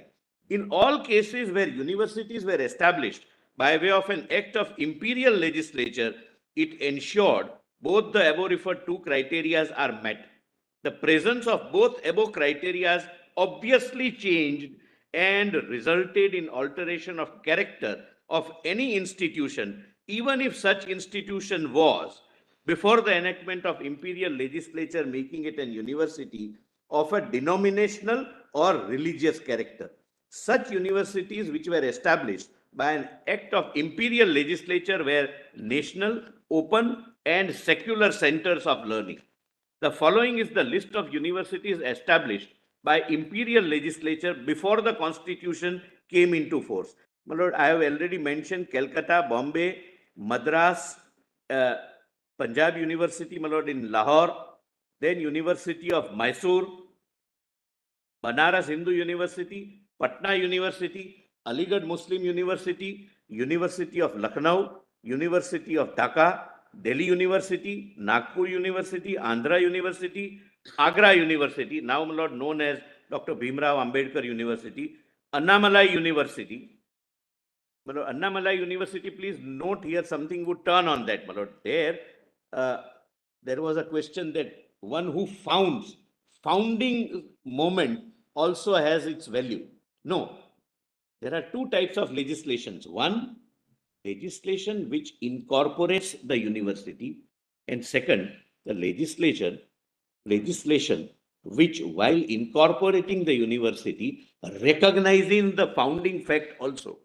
In Annamalai, the founding fact is also recognized. I'll show that. That's a separate point. Then University of Sangyu, Rajputana, Guwahati University, University of Kashmir, Karnataka University, Maharaja Sayajirao University of Baroda, etc. My lord, I'm sorry, my lord, I stand corrected. My lord, page, item number 20, my lord, there is a mistake. It was established, my lord, in 50. That is in 46, but my lord, second amendment was passed in 50. Nothing turns on that, just a factual correction, my lord. Then Savitribai Phule University, formerly known as University of Pune, and Gujarat University, 1950.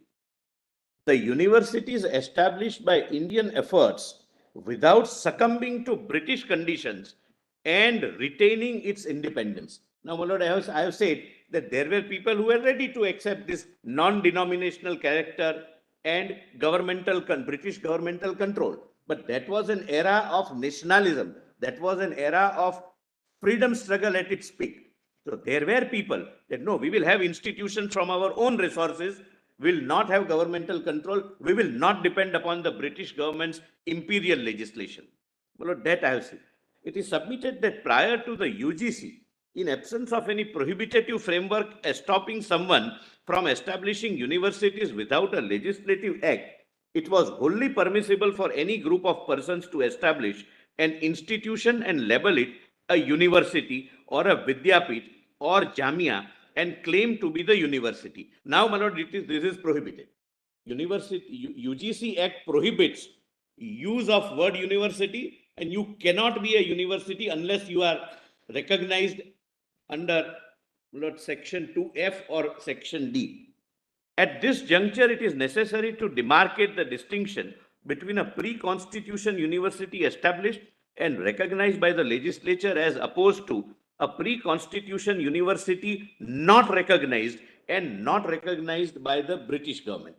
It is submitted that at the relevant time, it was wholly permissible for the MAO college to establish a university. There was nothing which prevented MAO from establish a complete Muslim university by the same name or any other name if it so wished, without any enactment, with the only drawback that such university would not have been recognized by the British government. It is relevant to note that there was no Article 30 and no concept of minority also. Pre-constitution, there was no concept of minority. There was a concept of Hindus, Muslims, Parsis, etc. There was no majority or minority during British regime. There is nothing that stopped the said institution from doing so, which would have maintained its independence and perhaps its minority character. A large number of pre-independence universities existed whose degrees were not recognized by the British government for appointment in services under the Crown, but nonetheless went on to become leading national institutions. They were getting jobs, my lord, in big industries in India. British Crown was not recognizing those degrees. A list of such pre-independence universities, please see. Lord, Osmania University. Nawab of Hyderabad, Nizam of Hyderabad established. Gujarat Vidyapit. My lord, this was, Vidyapit means university. The way Jamia means university, Vidyapit means university. This was established by Mahatma Gandhi in 1920 as a part of non-cooperation movement, that we will not go to the British Parliament, which, my lord, under now, after coming into force of UGC, Government of India, my lord, in 63, give them the status of deemed to be university under section 3 of the UGC Act. Then Bihar Vidyapit, again, my lord, Mahatma Gandhi established this university. Basha says you had the option of doing this, but you surrendered everything. Now you cannot raise Article 30 issue. Lord, Bihar, then Kashi Vidyapit, now known as Mahatma Gandhi Kashi Vidyapit.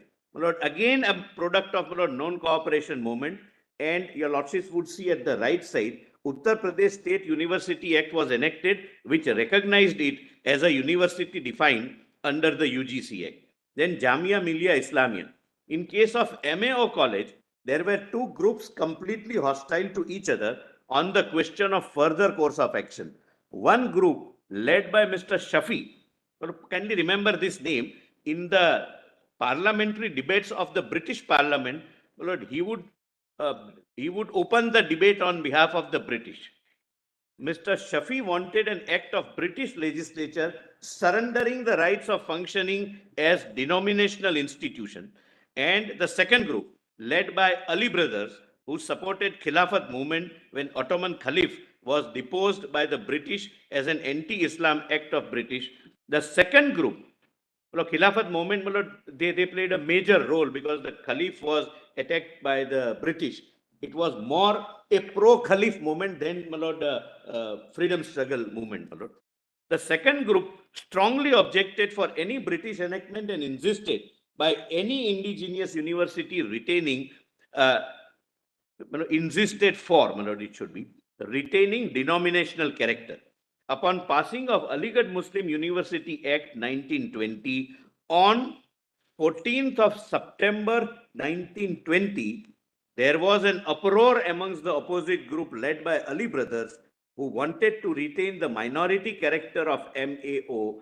This group therefore declared establishment of Jamia Millia Islamia from the campus of Aligarh Muslim University itself on 29th of October 2020, just few days thereafter. This is, my lord, 14 September 2020, and after, my lord, that Jamia is, my lord, declared. Jamia means university. Mr. Solicitor, only one thing. This is not really like, a contemporary date or something that we can take notice of. Can you give us the source from where this has been prepared, actually? So, yeah, it will come. If it was footnoted or something, or if you have got some report or some historical document from which this is taken, because then while writing the judgment, we'll have to study all those reports, etc. It was there already on record when we filed the writ, my lord, our documents first. Alright. And, my lord, we will give the reference, my lord, a little later. Now kindly see, my lord. Because, this is... Your lordships are right, my lord. This is a court of record, my lord.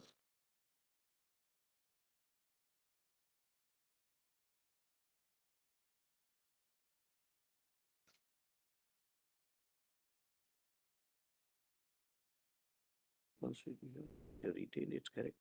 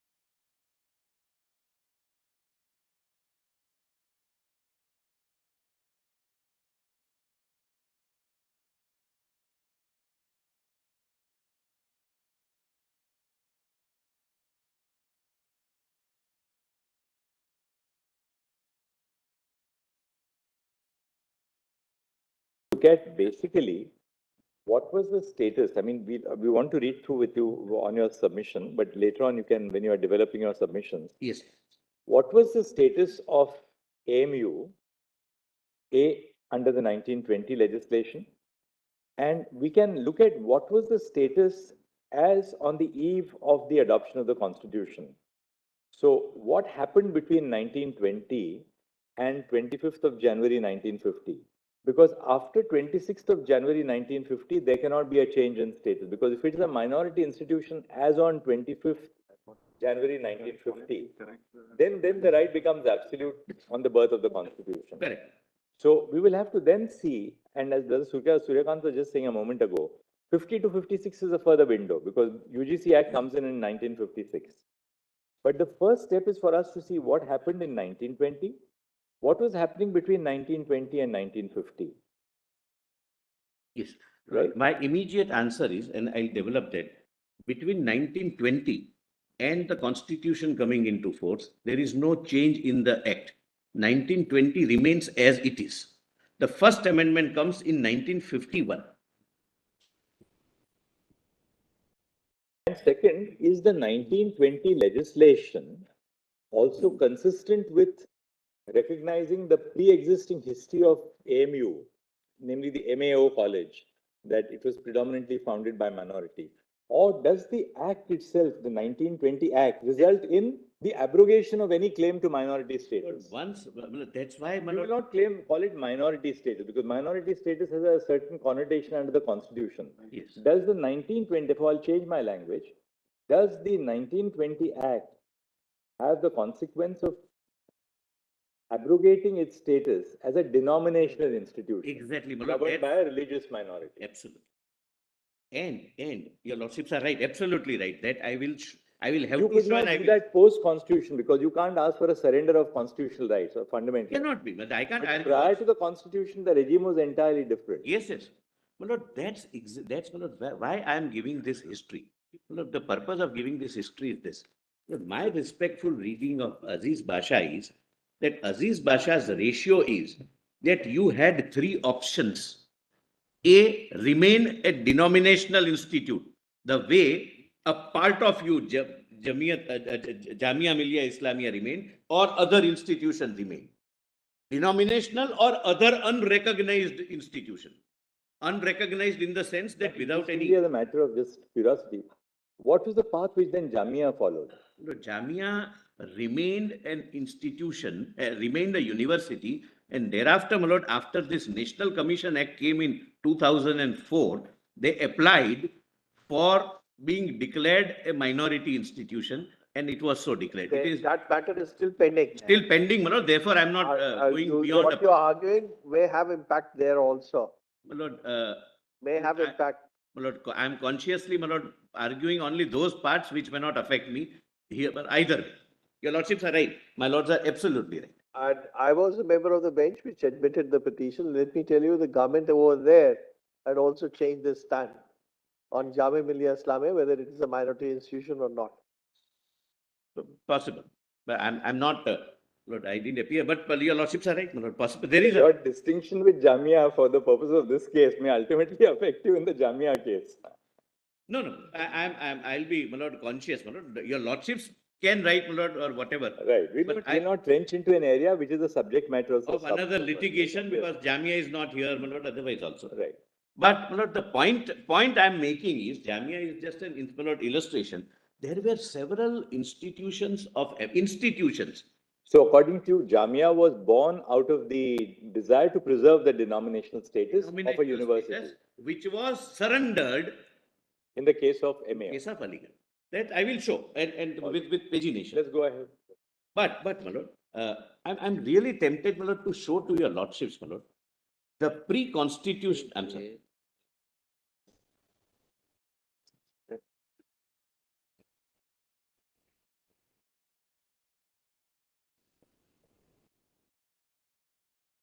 Ali Brothers writes a letter to Raja of Mahmudabad, my lord, who was on the other side, my lord, in favor of Aligarh University being established. That these people are sent in the service of God, not service of British Crown. and therefore what you have done is disastrous, etc. But leave it at that. There were institutions during that pre-independence, independence struggle time, like ultimately became Vishwa Bharati, which had reputation, which used to grant degrees. Degrees were recognized, except in British Crown services. Please see that list. I am not reading the entire list. At page 11, Delhi College. No law of British Parliament. It was affiliated with University of Delhi. I just give some examples without going into Scottish Church College, Kolkata, item number 6. Presently a minority college affiliated to the University of Calcutta. It continued as an institution, continued as a minority. St. Stephen's is a pre-constitution institution. It continued continued to be affiliated with Delhi University. Please come to page 13, Roorkee College of Engineering, page 13. 1847. Government of Northwestern Province established College of Engineering at Roorkee in 1847. In 1853, college was renamed as Thomson College of Civil Engineering, which got affiliated to Calcutta University in the year 1864 and later to Allahabad University in 1894. The college was incorporated into Roorkee University with a Roorkee University Act 1948 passed by provincial legislature. In the year 2002, the university was incorporated as Indian Institute of Technology, Roorkee, and was declared as institution of national importance. But during pre-constitution, it chose to continue as an institution without any imperial legislation backing it. Then, yes, then St. Stephen's College, item number 16, founded in 1881 by Cambridge Mission in Delhi in conjunction with, your lordships have para 16, in conjunction with Society of Propagation for Gospel. The college became one of the 3 original constituent colleges of University of Delhi when it was established in 1922. Delhi University was established thereafter. The college existed.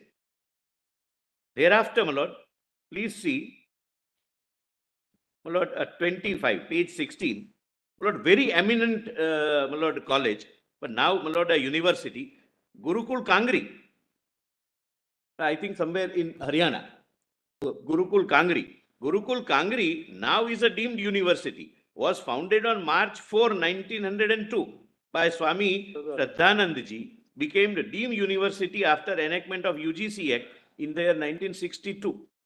Then, my lords, may kindly skip and come to 30. Dakshin Bharatiya Hindi Prachar Samiti. This is a linguistic minority institution in South India. In Karnataka, this is a leading institute. Dakshin Bharatiya Hindi Prachar Sabha was established by Mahatma Gandhi with the sole aim of propagating Hindi in southern states. The institute got the status of being an institute of national importance in 1964 by Dakshin Bharat Hindi Prachar Sabha Act 1964. The act came into force thereafter, when Indian Parliament took it over. 33, Vishwa Bharati. Ravindranath, we say Tagore, it's also called Thakur, established an institution known as Vishwa Bharati at Shantiniketan, later established as a university and recognized as an institute of national importance with a Vishwa Bharati Act 1951. Lord, your lordships, I'll take your lordship through that. Lord, entry 63, that the central government has the power of declaring some of the institutions as institutions of all IIMs, IITs, etc. My lord, Vishwa Bharati is one of those, my lord. So, my lord, there were, my lord, I have given the illustrations. I am not reading, my lord, all the illustrations. Where have you drawn this from, Mr. Lord, this is from the public domain, my lord, from the but from individual colleges' websites, or is there some report from which you have got this? From the websites, individual colleges' websites. But rest of them, my lord, I have given, my lord, the act, pagination, where would you, your lordships, find, my lord, in the document compilation, etc., from here onwards. Kindly now come to page 22, my lord, para 11. Here your lordships would find, my lord, the pagination and reference, everything. The birth of Jamia and AMU, the backdrop of Aligarh. Kalakshetra at scene number 44. I'm sorry, my lord. Scene number 44, Kalakshetra, very famous institution. Very, very, yes, my lord. But I was, my lord. Rukmini Devi are there in 1936. Yes, my lord. My lord, Rukmani Devi Arundale established this. No, I didn't want to, each, my lord, for a 43, Indian Statistical Institute. It's now an institution of national importance. Lord, there are several which eventually, Lord, went on to become institution of nature. Banaras Engineering College, Lord, 31. Now 22 you want us to go to, right? 30, yes, page 22. Well, there are several which chose, and the choice which was available with MAO, that is what Basha says. Basha doesn't say that because you have become a university, now you cannot have a minority status. No. What are the indicia? Later on we'll again look at it. What are the indicia to indicate that when it was conferred with a university status, that it surrendered its minority status? Yes. The mere fact that it is converted, that it is given university status, does not amount to a surrender of this minority status. No. Or denominational status prior to independence. We'll have to independently see whether by the 1920 Act, the denominational character of AMU was lost. You have given us that little thing about, the Khilafat movement and everything. Yes. I have given three compartments. I have given the correspondence which is already on record to show that there was a correspondence between Britain and MAO College, that you will have to do this if you want an act to be passed. Second, the debates in the Imperial Parliament, where Mr. Safi introduces the bill and keeps on surrendering, my lord, the denominational character. And third is the Act itself. The Act as it stood in 1920. So your argument is it's not the enactment itself, but prior to the enactment. Exactly. And his lordship says that it is the fact that you have surrendered and Act came into effect. Now you cannot claim minority status. And I'll show that finding. Lord, Basha was very cursorily read. Some patches here, some patches there. Lord, I want your lordships to read Basha, Lord, the way I would wish your lordships to examine. I'll return after lunch. Yes.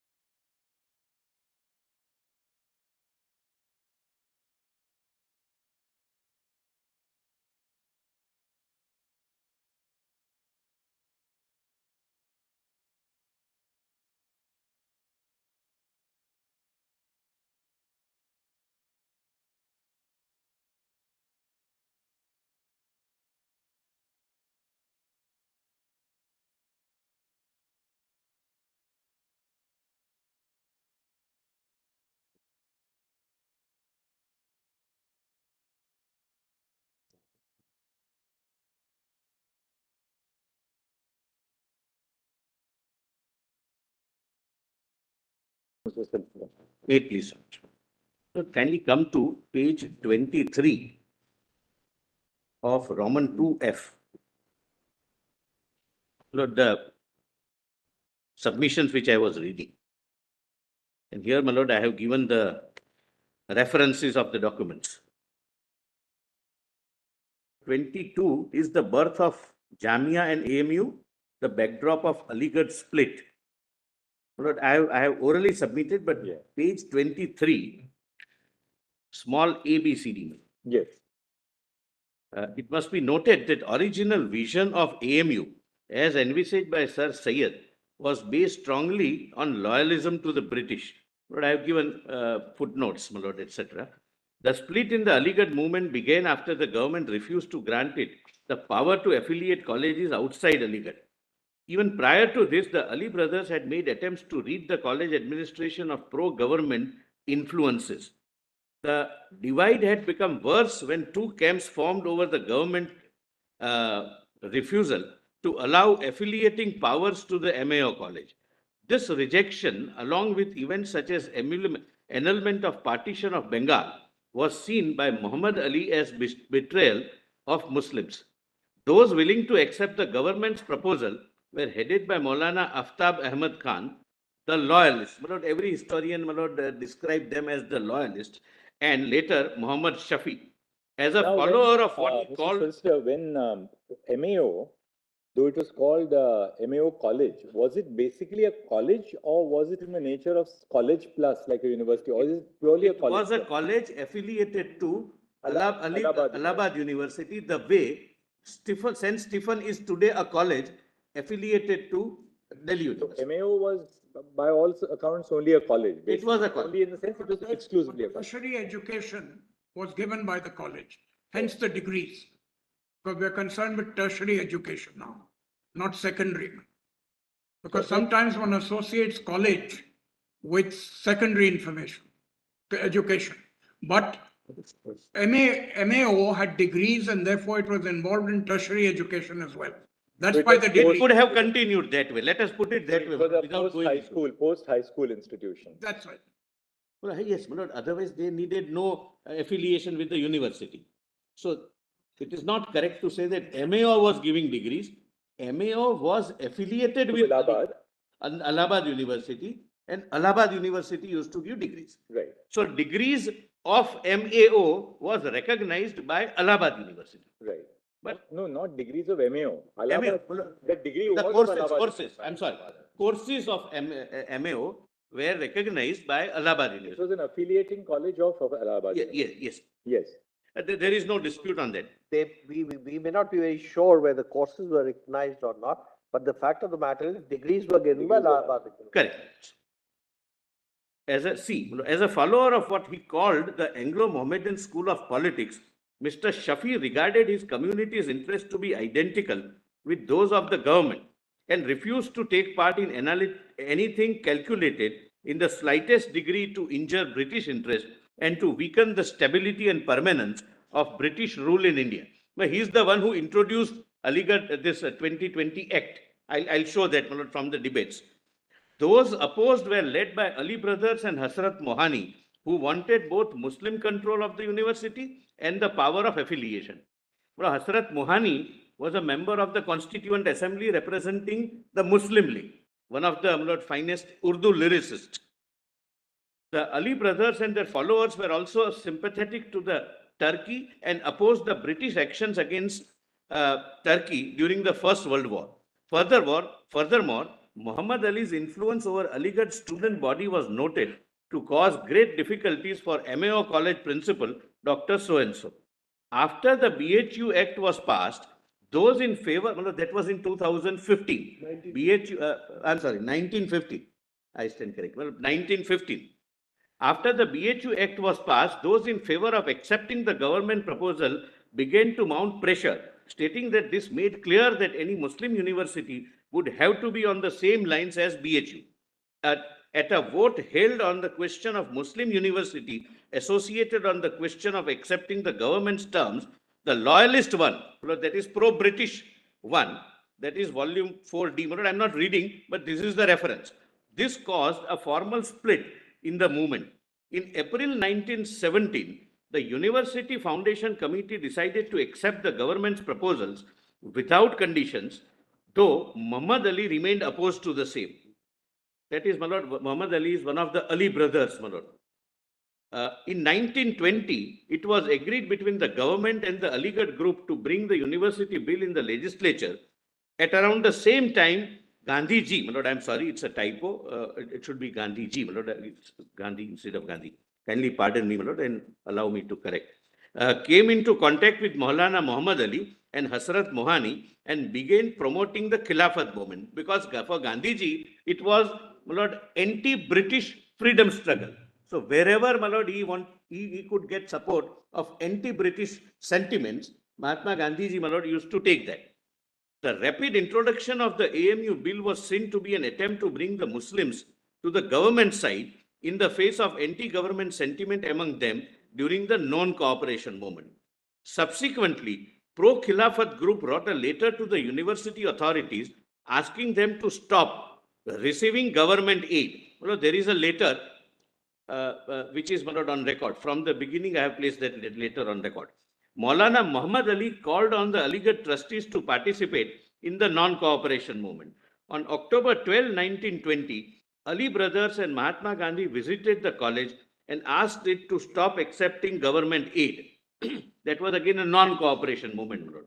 At this meeting, even certain members of the Aligarh trustees resolved that if the college did not break ties with These are all new facts, because now we're not looking at documents. Lord, we're looking at a very contentious part of our history. Loyalists, non-loyalists, etc. This is an imposition from a book, my lord. Lord, let them stick to the pleadings. My learned friend may not be aware. These documents 4D are placed by them. I am relying upon it. No, definitely not. 4D was on record. And it is on record, my lord, since your lordships directed that this my lord, PDF file be kept ready. This is not something new I am placing on record. At the same time, this is also what broadly the parameters I drew up when I was doing the Jammu and Kashmir judgment. That's something which is in a book, which is written by someone, however eminent the author, yes, is after all secondary material. Correct. Official documents, official statutes. Some of them are letters. Some of them are letters. They may not have read it. Right. Read them. Something which is in a book, one sort of doesn't treat that as primary. I rely upon the letters. The letters would not reflect these positions. So what was the impact of the act, which is the second part which you are going to argue? Certainly, absolutely. That's beyond doubt, because you have an act of the legislature and we have to interpret the act, what the act does. But, we have to be a little careful when we are dealing with underlying materials such as books, because books you will also find on both sides, depending on which side of the spectrum you are. I leave it there. But I must say, this has been on record, placed by them. Now they're objecting because they have not read it. It is unfair. We look at it. The evidentiary standard, of course, to a book which your is lordships may not take that into consideration, but the 4D is filed on 10th of January 2024, the last day of filing of documents. Much before they started. All right. And my lord, with profound respect, I don't want to, it's a petty thing to argue before a 7-judge bench. They relied upon some portions from 4D. 4D was filed by them, my lord. They relied upon them, but leave it at that. Let's see it. I don't want to reduce the level of this debate. We are just entering a small caveat on so far as books are concerned, because books could be it's after all historical account. We have to yes. My lord, please come to J, my lord. Yes. During the said time, my lord, this is a resolution which is on record.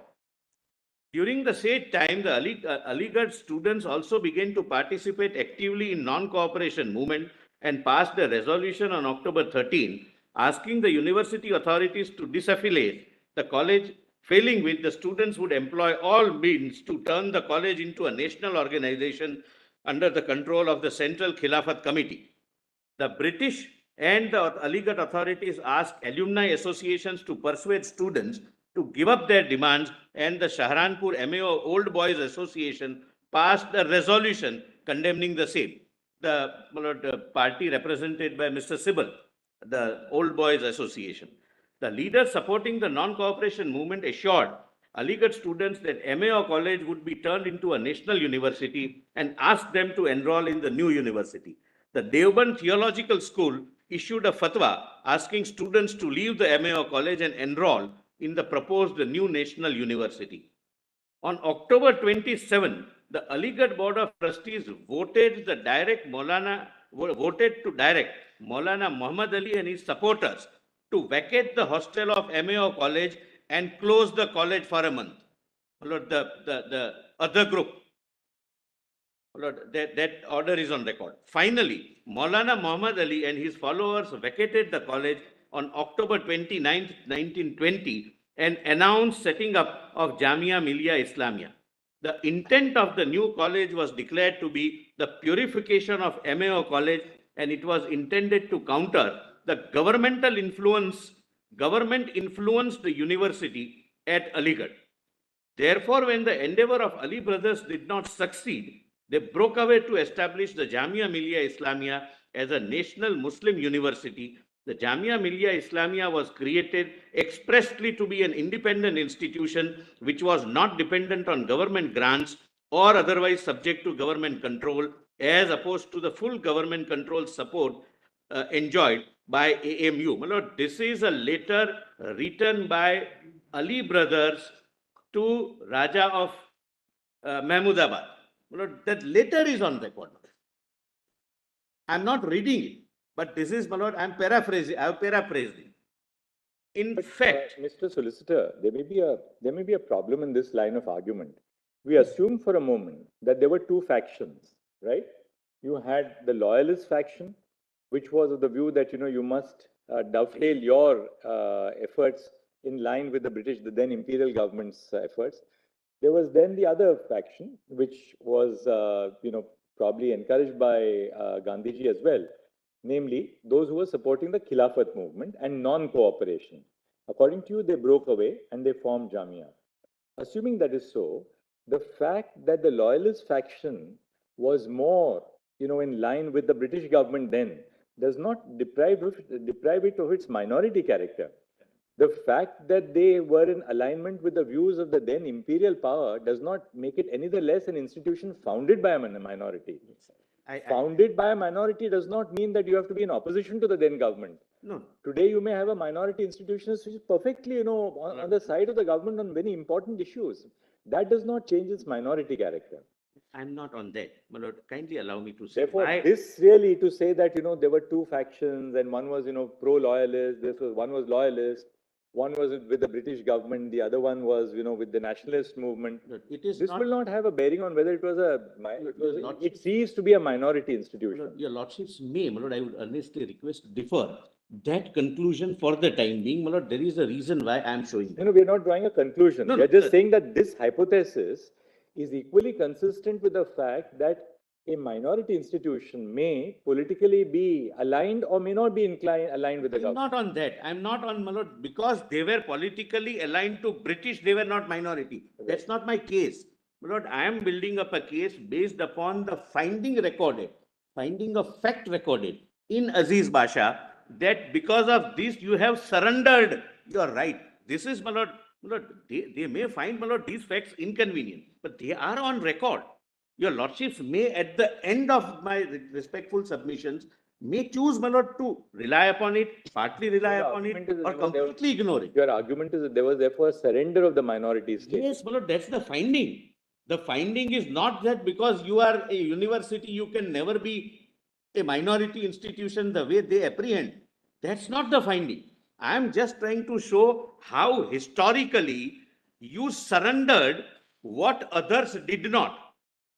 Others also had this option of surrendering their rights as a denominational institution and go before the government of the then crown and let that act be passed.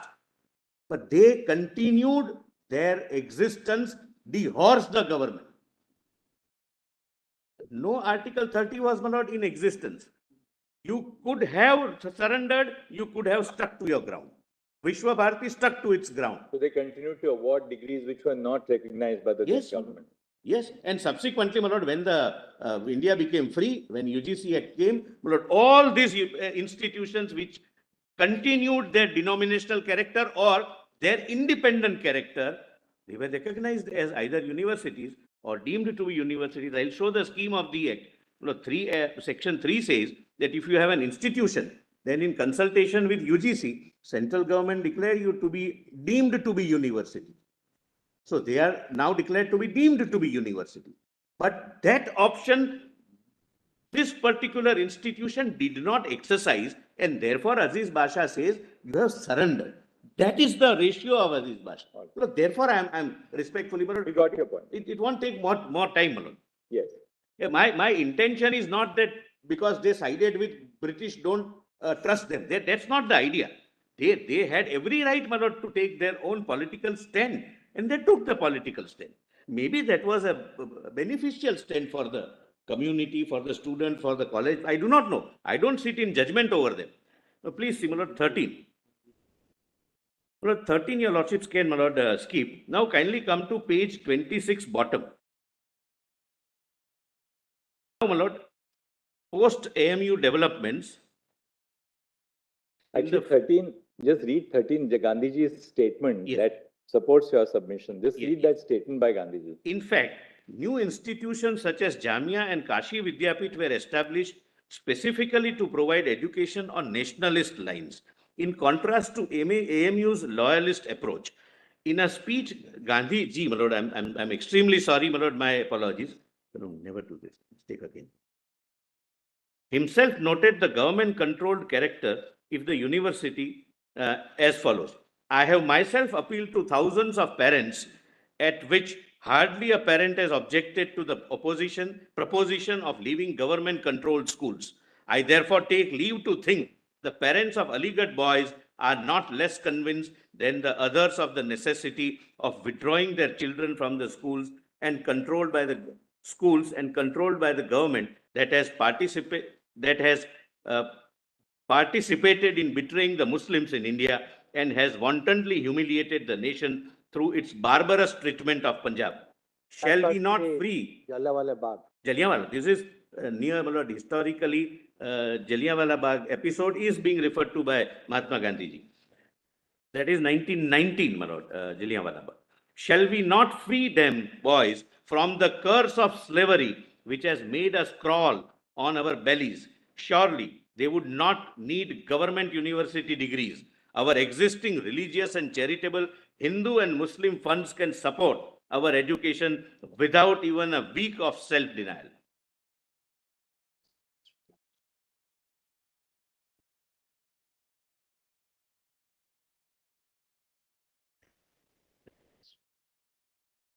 Personal view.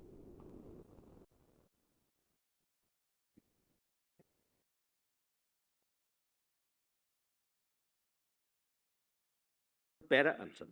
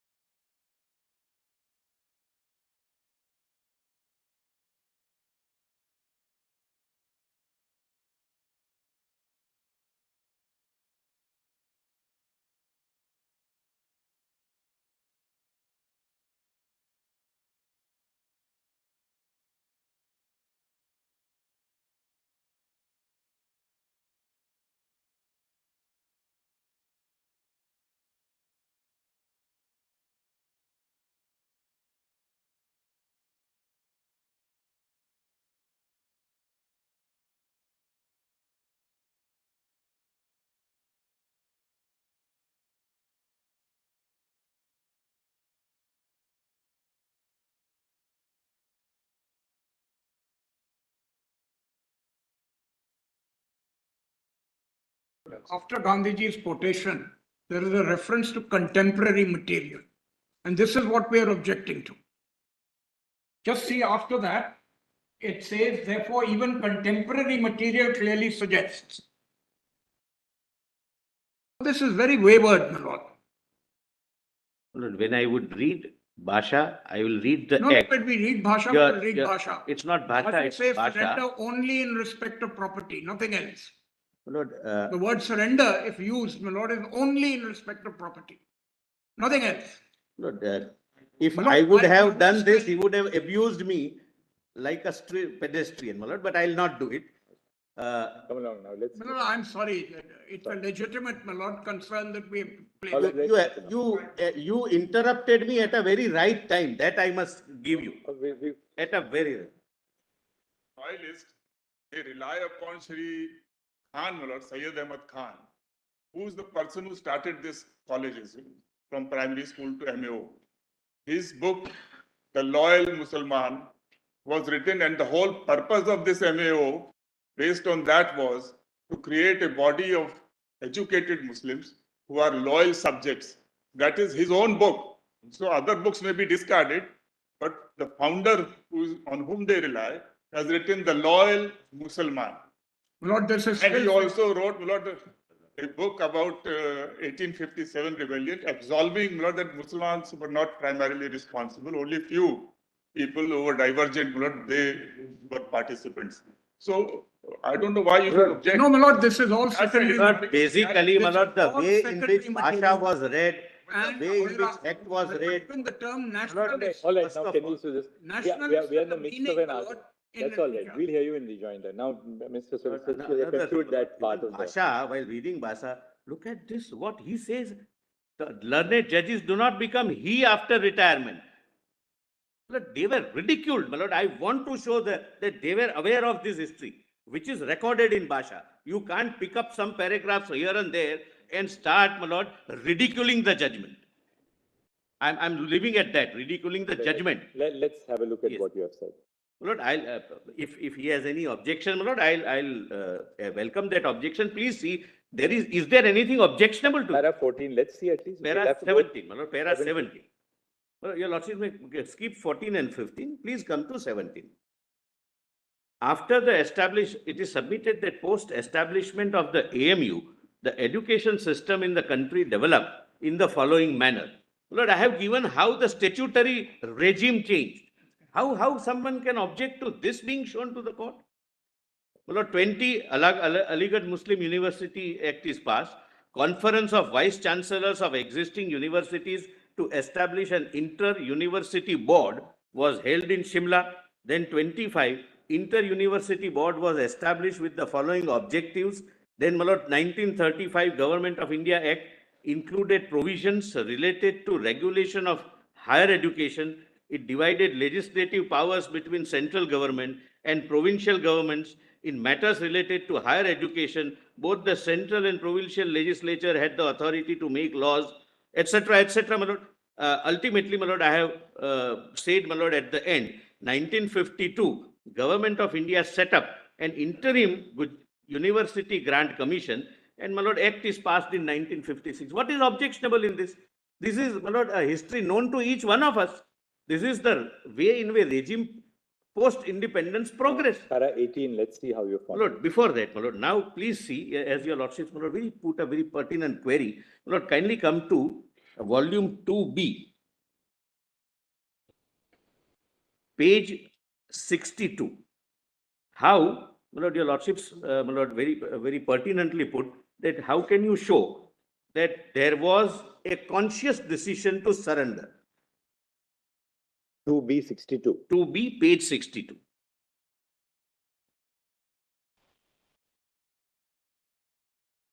This is also filed long back, including this table with relevant paginations from the material. I am just, my lord, taking care of a possible interruption.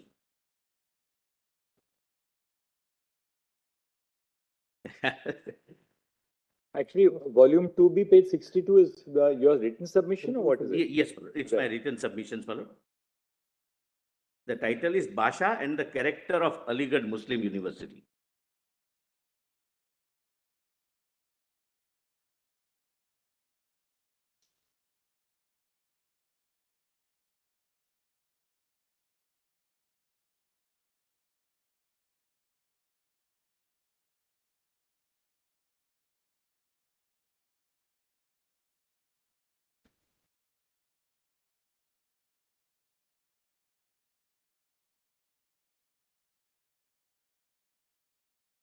First, 1612-1870, a private committee was set up by the name of Committee for Better Diffusion and Advancement of Learning amongst the Mohammedans of India. Then, my lord, 15th April 1872. This I have taken from a letter of private secretary to the Viceroy. My lord, please see the source, which is on record since beginning. The committee submitted its report. The report suggested and outlined the structure of a Mohammedan Oriental College. The idea behind the same was to bring the Muslims on par with current developments in the world. It emerges that one of the principal aims of the committee was the promotion of Western arts and sciences and not just religious study. Then 1873, your lordships can skip that, but I'll read for completeness. A scheme was proposed for the Mohammedan Oriental College. Sir Syed Ahmad Khan proposed that the word college in the name of MAO College be substituted with university.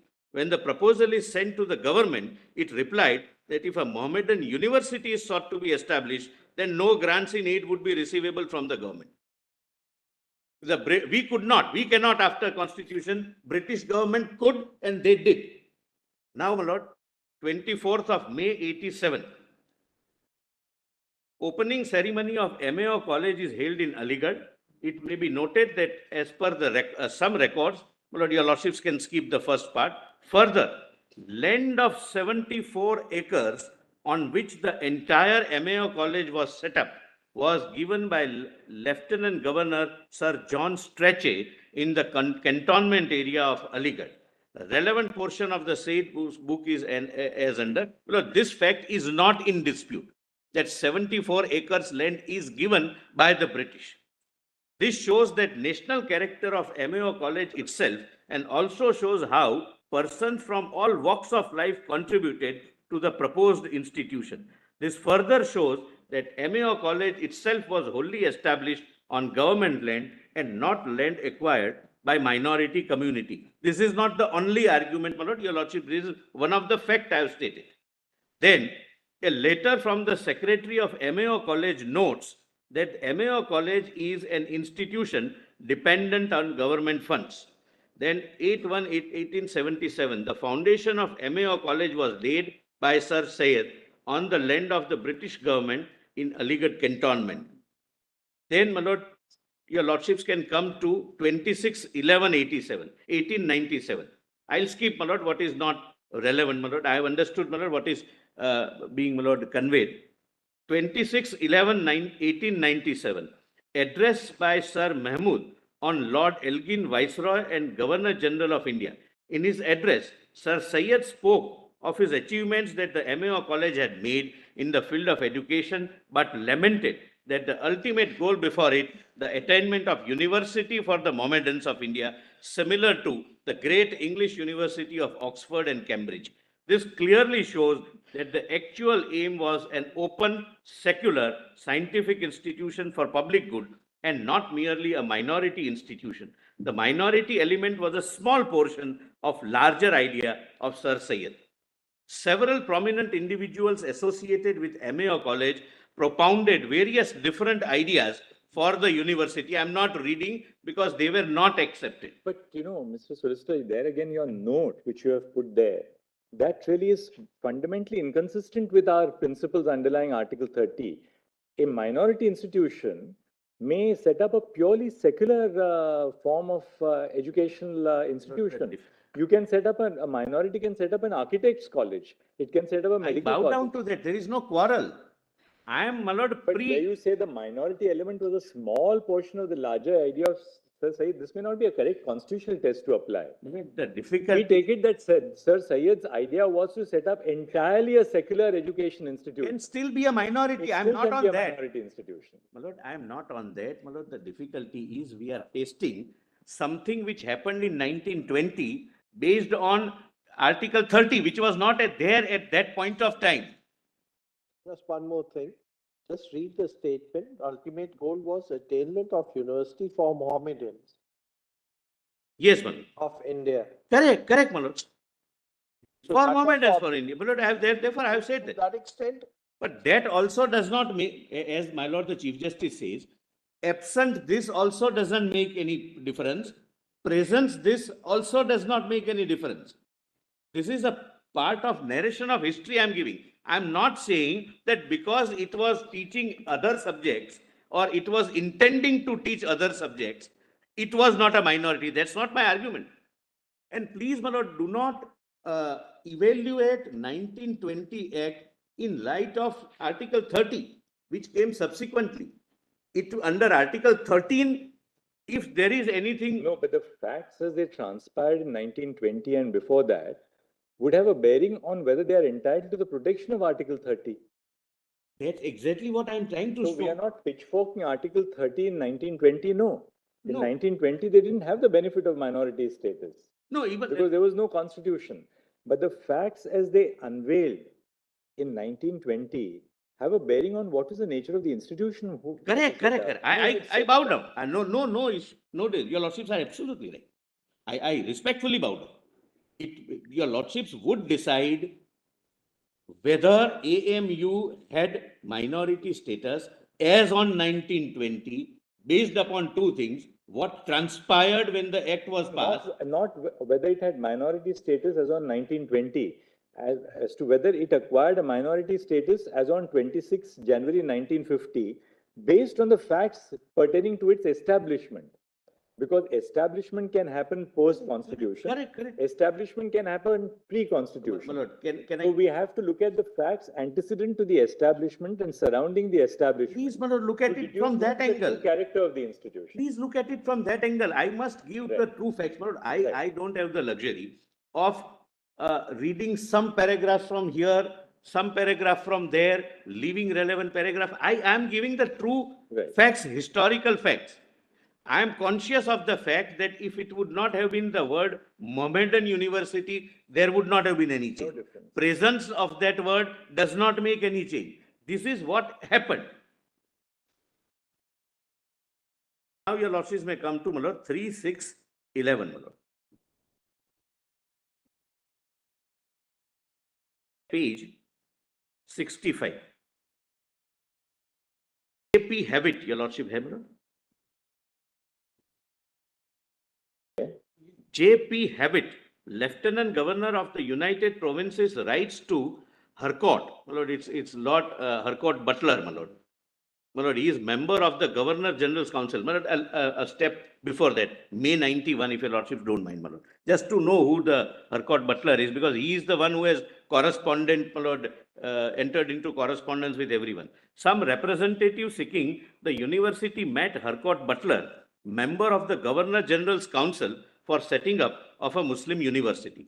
JP Habit, Lieutenant Governor of the whole United Provinces, writes to Harcourt stating that the university at Aligarh is not to be denominational, and kindly mark this, it's not to be denominational, and the control of government over the university should be evident and effective, not regulation. This was the condition. It would not be denominational, meaning thereby it would not be a minority institution. And we will have our control. Which control? Which is evident and effective.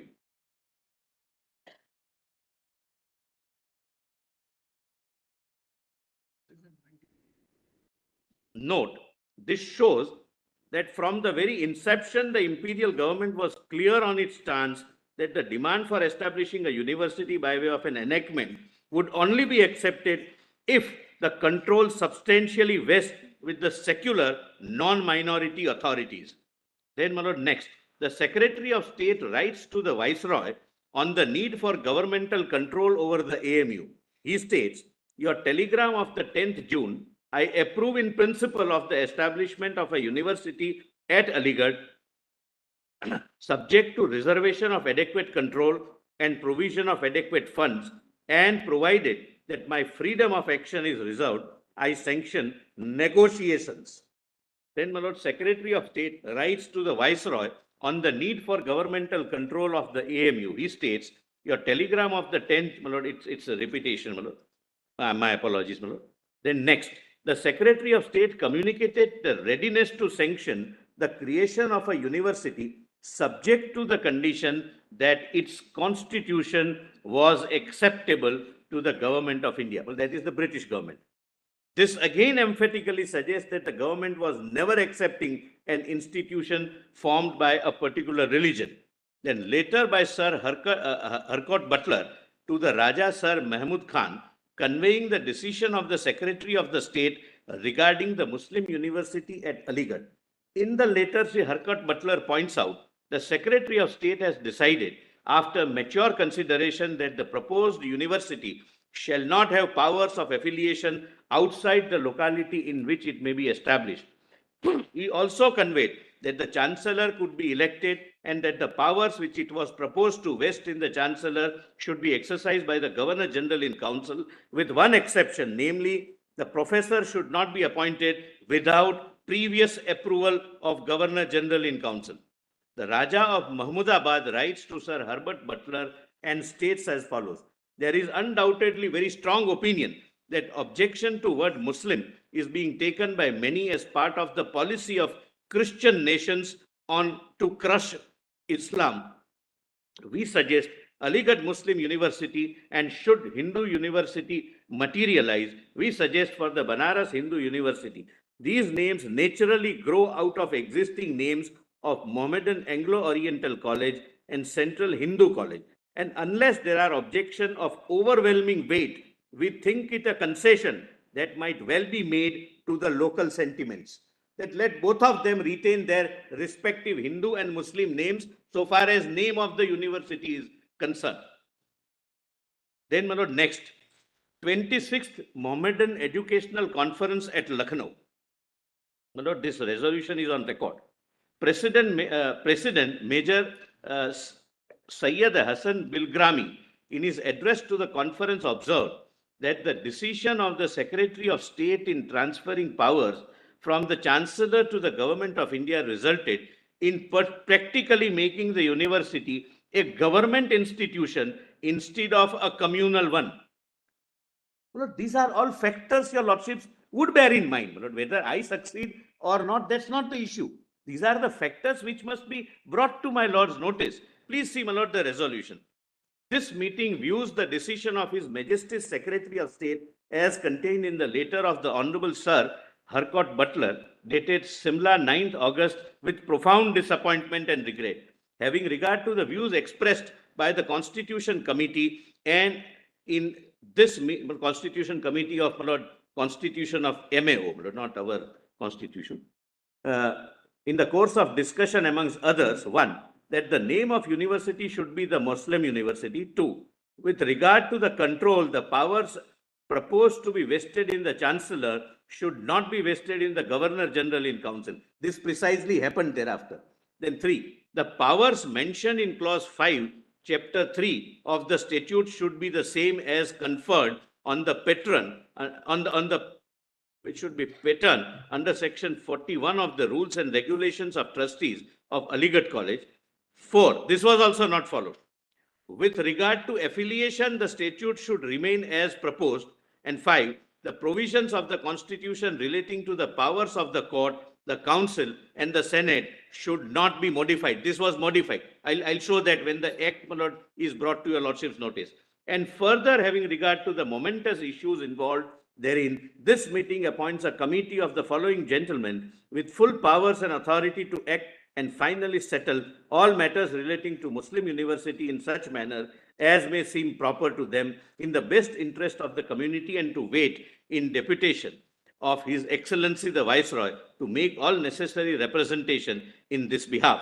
Then, my Lord, next date, 6th August 1930, the Muslim Gazette, which recorded the meeting of the Foundation Committee at Aligarh, indicated that a group within the committee was willing to accept unhesitatingly whatever form of university that the government was willing to offer. Then 15, demi-official letter from Mr. H. Sharp to Sir Harcourt Butler indicated that while the proposed university would be called the Aligarh Muslim University, its setup as regards control would be along the lines of Banaras Hindu University. Banaras Hindu University had full control of the British government. H. Sharp, my lord, if your lordships can just note down, he is Secretary Education to the Crown.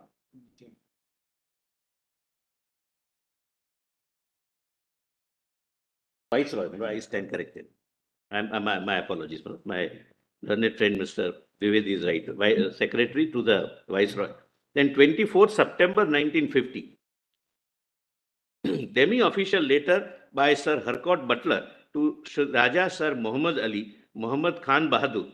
In this letter, Sir Butler indicates that the acceptance of government's proposal as regards the question of principle, such as control, etc., over which there has been prolonged discussion with connection with Hindu University, is an absolute condition precedent for further action. There would be a government control. Take it or leave it.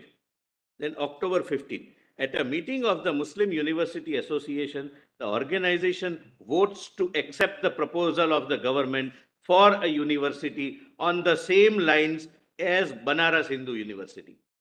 Then resolution of the Muslim University Committee. The following has been observed: having regard to the refusal of the government to grant to Mohammedans a university on any principle other than those granted to Hindus, this meeting of Muslim University Foundation Committee has no other alternative at present but to accept the principles of Hindu University. Kindly note, the Banaras Hindu University Act came into force on 1st of October 1915. Immediately thereafter, my lord, they also say that, all right, we withdraw all our demands and we are happy if it is given in line with Banaras Hindu University.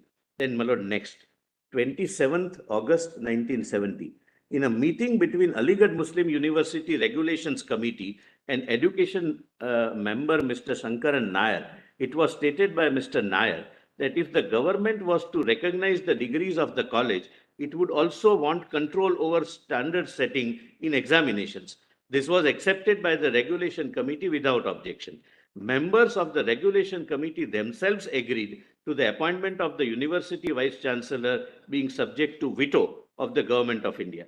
They stated that the reason for this was that the university was meant to be all India in character. It was stated as under. The reason assigned for this preference both here and in other places was that the Government of India would be free from local prejudice and that the university will be an all India institution. Sir Shankaran Nair said that Governor General in Council would act only on the advice of local government, that it would actually be to the advantage of the university to place these powers in the hands of the Lieutenant Governor, to whom they could have access and whom they would more easily be able to persuade, as indeed the Banaras University had just persuaded the Lieutenant Governor to reverse the course of action decided upon by himself and the Government of India. He also said that things were tending towards local autonomy. The members of the committee said they would prefer to wait until the time arrived.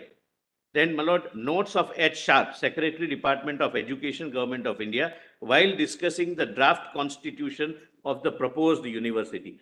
Please, my lord, allow me to read this. This would have bearing, my lord. General principles which should regulate the organization of the university. I suggest two, which should be kept in mind during further negotiations. A. 1. The Banaras precedent should be followed, save where the promoters desire a change which is unessential or an actual improvement. Such changes as the omission of the syndicate and unicollegiate character of the university. Adherence to the constitution of the Mohammedan Anglo-Oriental College should not be permitted, as an argument in support of mischievous departure from Banaras model or relaxation of essential conditions. The arguments was actually used by members, that is, in the matter of dismissing staff. But such an argument entirely overlooks the fact that a college is not a university and that a certain amount of wholesome control has hitherto been exercised over Mohammedan Anglo-Oriental College by the University of Allahabad. Similarly, as a minor consideration, the argument put forward that Allahabad is a government university should not be permitted to weigh in. The statement is incorrect and the implication is misleading. Then main political considerations. The promoters undoubtedly have political as well as educational aims. They would like to spread a network of Islamic colleges over India affiliated to Aligarh. But they know this will not be allowed and have wisely chosen a uni-collegiate form of university. They will possibly attempt to make Aligarh a center of Muslim political movement, perhaps a pan-Islamic movement. This can be guarded against by insisting in a reasonable composition in the governing bodies, proper conditions for admission, and a wide framing of clause 6 in view of possible political activities. They have all along desired network of Islamic schools recognized by the university. They have now wisely abandoned the claim to recognition. Proceeding paragraph 11 and 33. They want to be free of all control by Lieutenant Governor, partly as a matter of izzat, that is respect, partly because they anticipate greater leniency from the government of India. See proceeding number so and so. It would seem from paragraph 7 that they were willing to give way on this point. Afterwards, they took counsel together and stiffened. But I think they will give way if pressed. The plea of an all India institution can be countered by the Banaras analogy. Then, my lord, your lordships can, my lord, consider skipping, unless except, my lord, at page 70, the underlined portion, my lord. The bill. The education aspects of the case can best be dealt with during the consideration of the documents. The notes and proceedings touch all the important points. I comment below on the following, on the proceedings. Power of Governor General in Council, proceedings paragraph 17, the proposed clause 6 is insufficient. Clause 19 of Banaras bill should be reproduced. Power of the visitor.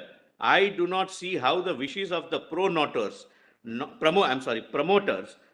to have a visitor stall can be met. There would immediately be an outcry from the Hindus. The Lieutenant Governor should be visitor and should have the powers given in section 6 of the Banaras Act. The visitor should also have the power of sanctioning statutes and regulations as in section 17.5 and 18.5 of the Banaras Act. See proceeding so and so. I'll show, my lord, from the provisions which were not shown to your lordships. The court is not the final body for all statutes. I'll show that, my lord, when I come to that. Then powers of the court. The following powers of the courts are excessive and should be disallowed. The power of interpretation, the sanctioning of regulation, etc. Senate and syndicate. There will be no syndicate. This is not necessary, provided a subcommittee can be appointed. Proceeding para so and so. If the power of the court are properly curtailed, those of the Senate appear sufficient, but should perhaps be made subject to the Act, etc., etc. Then your lordships can, my lord, skip and please come to page 72. 1918. Later by Sir, your lordship gets, my lords. Later by Sir E.D. Maglan, Secretary to the Government of India, to the Chief Secretary to the Government of United Provinces. My lord, this is, my lord, a part of the record, volume 4D, PDF page 1089. The letter is placed on record. As his honor, the Lieutenant Governor is aware, the Government of India wrote a war during the year 1911-12 in correspondence with the Secretary of State regarding proposal to establish a Muslim university at Aligarh, and the Secretary of State communicated his approval of the institution of the proposed university subject to certain remarks, and criticisms put forward by then under discussion. The principles then indicated by the Secretary of State have formed the basis of Banaras Hindu University University Act 1915, and it is a university. It is now presumed that any legislation for the establishment of a Muslim university at Aligarh must conform in all matters of substance with the provisions of the legislation already passed by the Hindu University at Banaras. At a meeting of Muslim University Foundation Committee held at Aligarh on 8th April 1917, it was resolved that committee was prepared to accept the best university on the lines of Hindu University, and authority was given to the regulation committee of the proposed Muslim university to take the necessary steps for the introduction of a Muslim university bill in the Imperial Legislative Council. Now, your lordships may directly come to, my lord, page 75. Lord, this is in the same lines, that government control, no denominational character, and Lord, page 75. No, my lord, denominational character, B, absolute government control, and C, at par with and on line of BHU.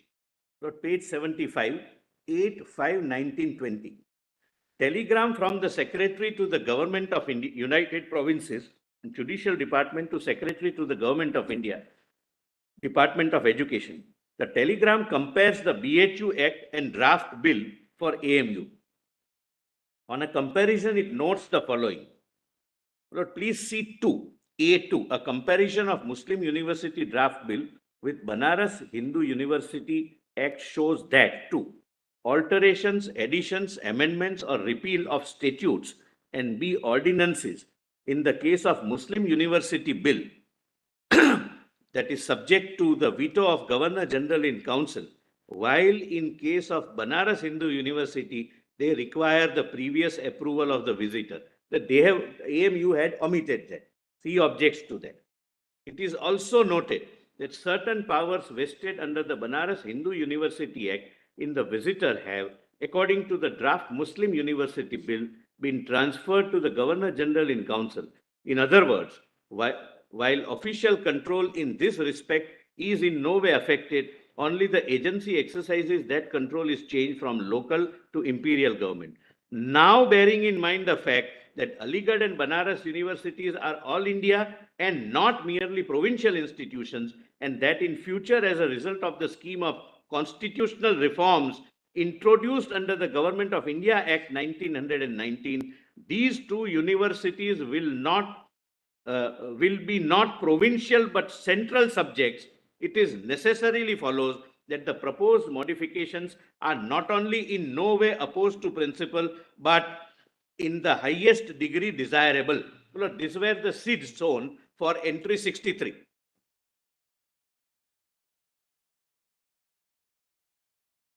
It follows, therefore, that unless the modifications proposed in the draft Muslim University Bill are retained, the Government of India control over these two universities will really be nominal, and as a result, the very object for which the Aligarh and Banaras universities are constituted as a central subject will be defeated. What, in fact, the proposed draft does bring about is that while leaving sufficient measure of control in the hands of the local government, insofar as it is at all necessary, it tightens the control of Governor General in Council over these all India universities. The account of the university will include expenditure of the imperial recurring grant. These must therefore be submitted to the Government of India. New statutes and ordinances will be framed by virtue of power given by the Imperial Act to a university constituting a central subject, which will, under the reform scheme, be under the control of the Government of India and not under the provincial government. These must therefore be subject to the veto of Governor General in Council and not of the local government. To enact otherwise would result not only in the abdication by the imperial government of its own powers as well as responsibilities, but may also lead to undesirable results.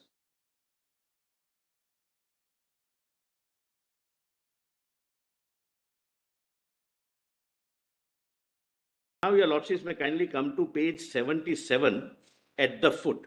Now, my lord, the bill is introduced. My lord, which your lordships, my lord, I said the second limb would be after the history, what happened in the imperial parliament, in the, my lord, when the bill was passed. Ultimately, Mr. Shafi, my lord, who was one of the liberals, he introduced the bill. He seems to be a member of this imperial parliament also, imperial council also, I'm sorry. Your lordship, have on the bottom of page 77. 77. Discussion on the AMU Bill 1920, my lord. That is, my lord, Imperial Council. That is, my lord, delegate of the Parliament, British Parliament. Mr. Shafi introduced the bill for the establishment of a university and moved to refer the bill to a select committee. The relevant extracts of his speech are as follows. This was the reason why I said that Mr. Shafi led one group and Ali brothers led other group. That was the only relevance. The Secretary of State on 18th July approved the principle of establishment of such a university subject to reservation of adequate control and provision of adequate funds, and while reserving his own freedom of action, sanctioned the proposed negotiations with the association. Meanwhile, the Hindu leaders, who too had in their turn approached the government of India with a scheme, the establishment of a Hindu university at Banaras, guided by the practical spirit, within bracket, which is one of their characteristics. This I don't know, it's a compliment, I take it as a compliment. Practical spirit, which is one of their characteristics, accepted the conditions laid down by the Secretary of State, with the result that a bill for the establishment of Banaras University was prepared, and after having passed through the Imperial Legislative Council, received the assent of the Governor General on the 1st October 1915. An undertaking was at that time given by the government to the Hindu leaders that the university to be granted to the Muslim community would also be on the same lines of Hindu University Act. This position, as clearly explained to the Muslim leaders and the government of India, have all along been ready and willing to act up to that undertaking, and the government, they say on the floor of the parliament that we will be at par with Hindu University. There cannot be anything more to suggest that they surrender their right to continue as a minority institution. Then further, honorable members are aware that education, including university education, has in the past been a provincial subject. Legislation regarding the Banaras University was framed in consonance with the state of things, and all official control, in consequence, reserved to the provincial government, recognizing the all India character of Banaras and Aligarh universities. The rules framed under the new Government of India Act have now proposed that these two universities should be central subject, and the responsibility in connection therewith will henceforward rest on the shoulders of the Government of India. Now, your lordships, my lord, kindly come to, my lord, next page, Sayyid Muhammad Ali. Now, my lord, he is not one of those Ali brothers, my lord, different Muhammad Ali. My lord, which is at page 79. Does your lordships get, my lord? I'm skipping something which might, my lord, at times become boring without rendering any assistance. Sayyid Muhammad Ali, a university, they pointed out, must be a national organization calculated to subserve the various and varying needs of the different communities, their cultural genius, and their industries and their trade, which are to be served by it. About the former, the Muslim community has felt compelled to accept the later academic opinion there is no room in future for an affiliating type of a university, and that the best interest of educating will be served by a local university. Regarding the latter, the community has reluctantly accepted the limitation of the control imposed by the government. I should like to draw attention to another important point. The Mohammedans have always felt the need of secular education being supplemented by religious instruction. They have always felt that nothing can be more deplorable, more subversive of discipline, more detrimental to the development of entire manhood and character than to train and educate the youth of the country in godless education. It is therefore a matter of satisfaction that promoters of the scheme have made religious and moral instruction the bedrock of education. The bill provides that students of all classes and creeds would be admitted to the university, and it is hoped that the university will be a means of better mutual understanding between various communities of the country. He also expresses the need, etc. Then, my lord, it is referred to the select committee, and now we are in the select committee's report. My lord, at page 80. The committee inserted a provision in clause 30 which provides that the first ordinances shall be framed in accordance with the directions of the Governor General in Council. Please pause here for a moment, my lord. My lord, these are the documents of governance.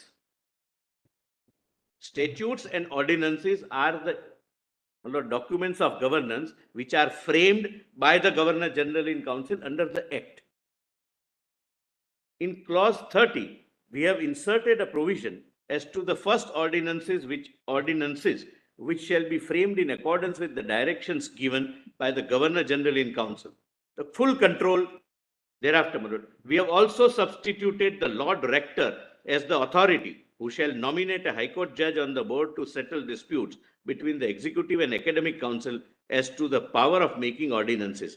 This we have done so as to have wider field of selection than would have been possible if the authority has been one having no power of selection outside the United Provinces. In clause 35, we have substituted the visiting board for the court as the authority to appoint the auditor, etc., etc. My lord, I may not, my lord, further detain your lordships any further. Now, my lord, Mr. Shafi comes back, my lord, now the report comes before the Imperial Council again for discussion. That is 9 September 2020 at the foot of page 80, my lord.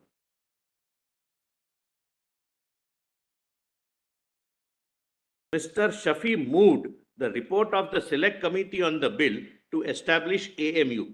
Khan Bahadur Ibrahim Harun Jafar proposed an amendment that the First Chancellor, Vice Chancellor, and Pro-Chancellor shall hold office for such period as the court may determine.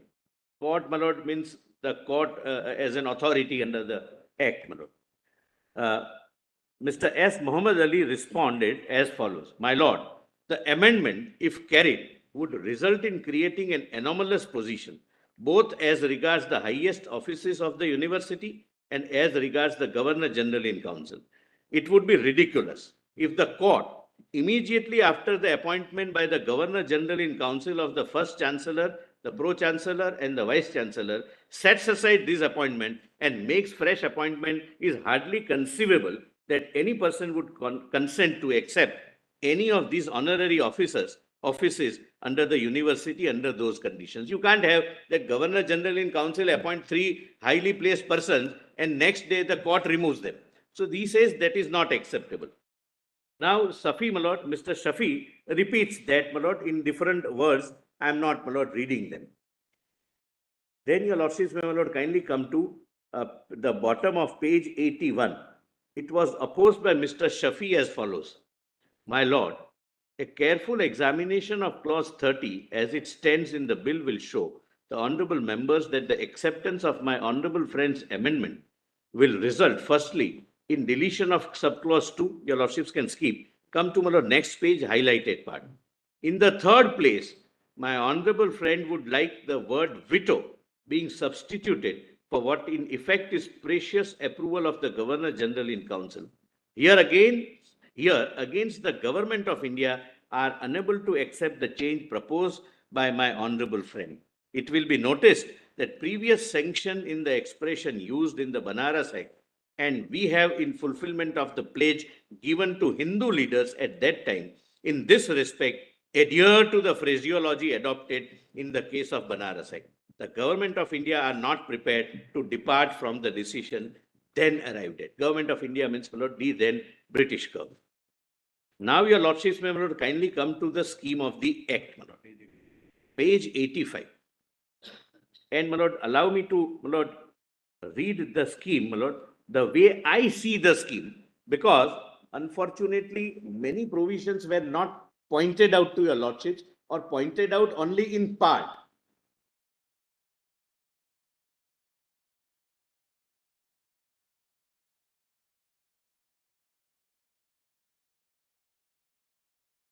AMU Act as it stood in 1920.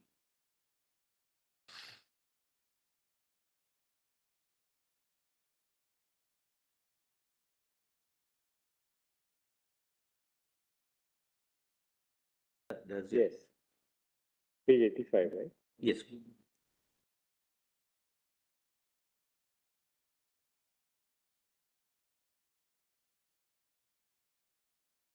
"119. Allow me to read this, my lord. I have paraphrased my arguments also with quoting the relevant provision, my lord.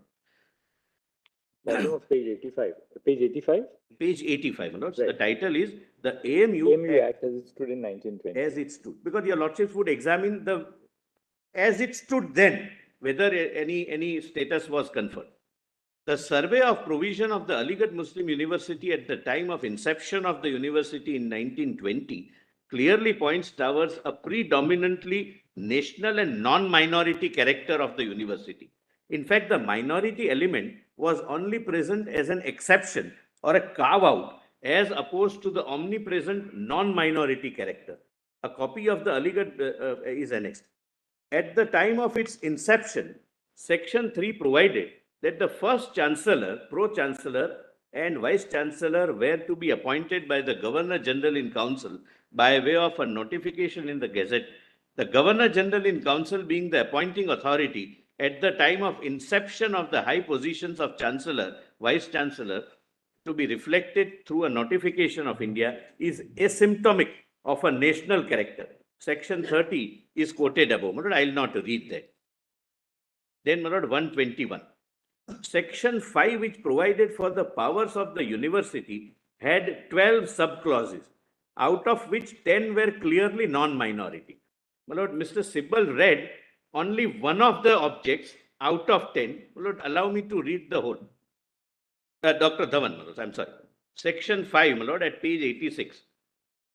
The university shall have the following power, namely, to provide for instruction in such branches of learning as the university may think fit, and to make provision for research and for advancement and dissemination of knowledge, to promote Oriental and Islamic studies and give instruction in Muslim theology and religion, and to impart moral and physical training, to hold examinations, etc., etc. But the only part which is religious, which is denominational part, because the Britishers were saying that will not accept denominational character, is, my lord, at the end of 12, which was read before your lordships.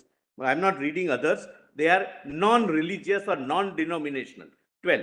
To do all such other acts and things, whether incidental to the powers aforesaid or not, as may be requisite in order to further the objects of the university as a teaching and examining body, and to cultivate and promote art, science, and other branches of learning, including professional studies, technology, Islamic learning, and Muslim theology. So the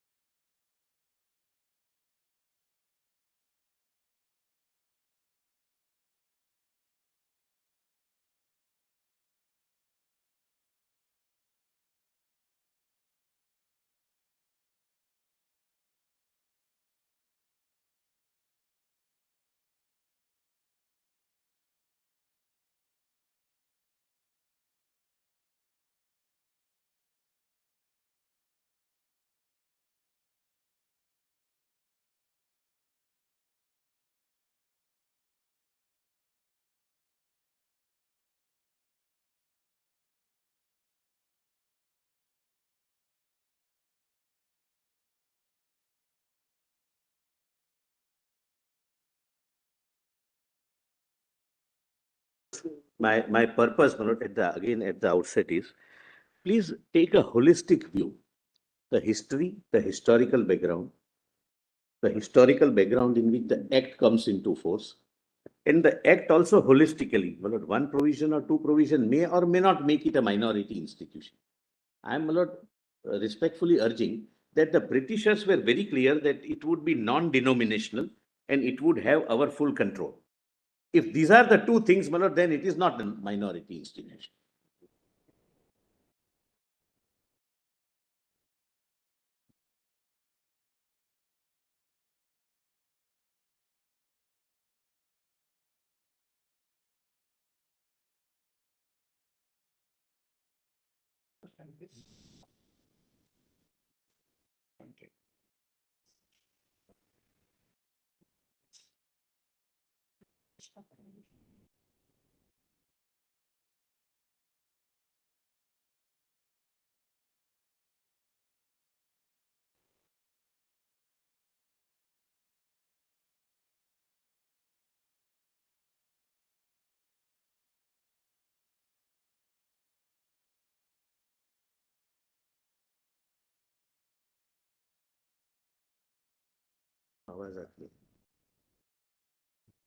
Yes.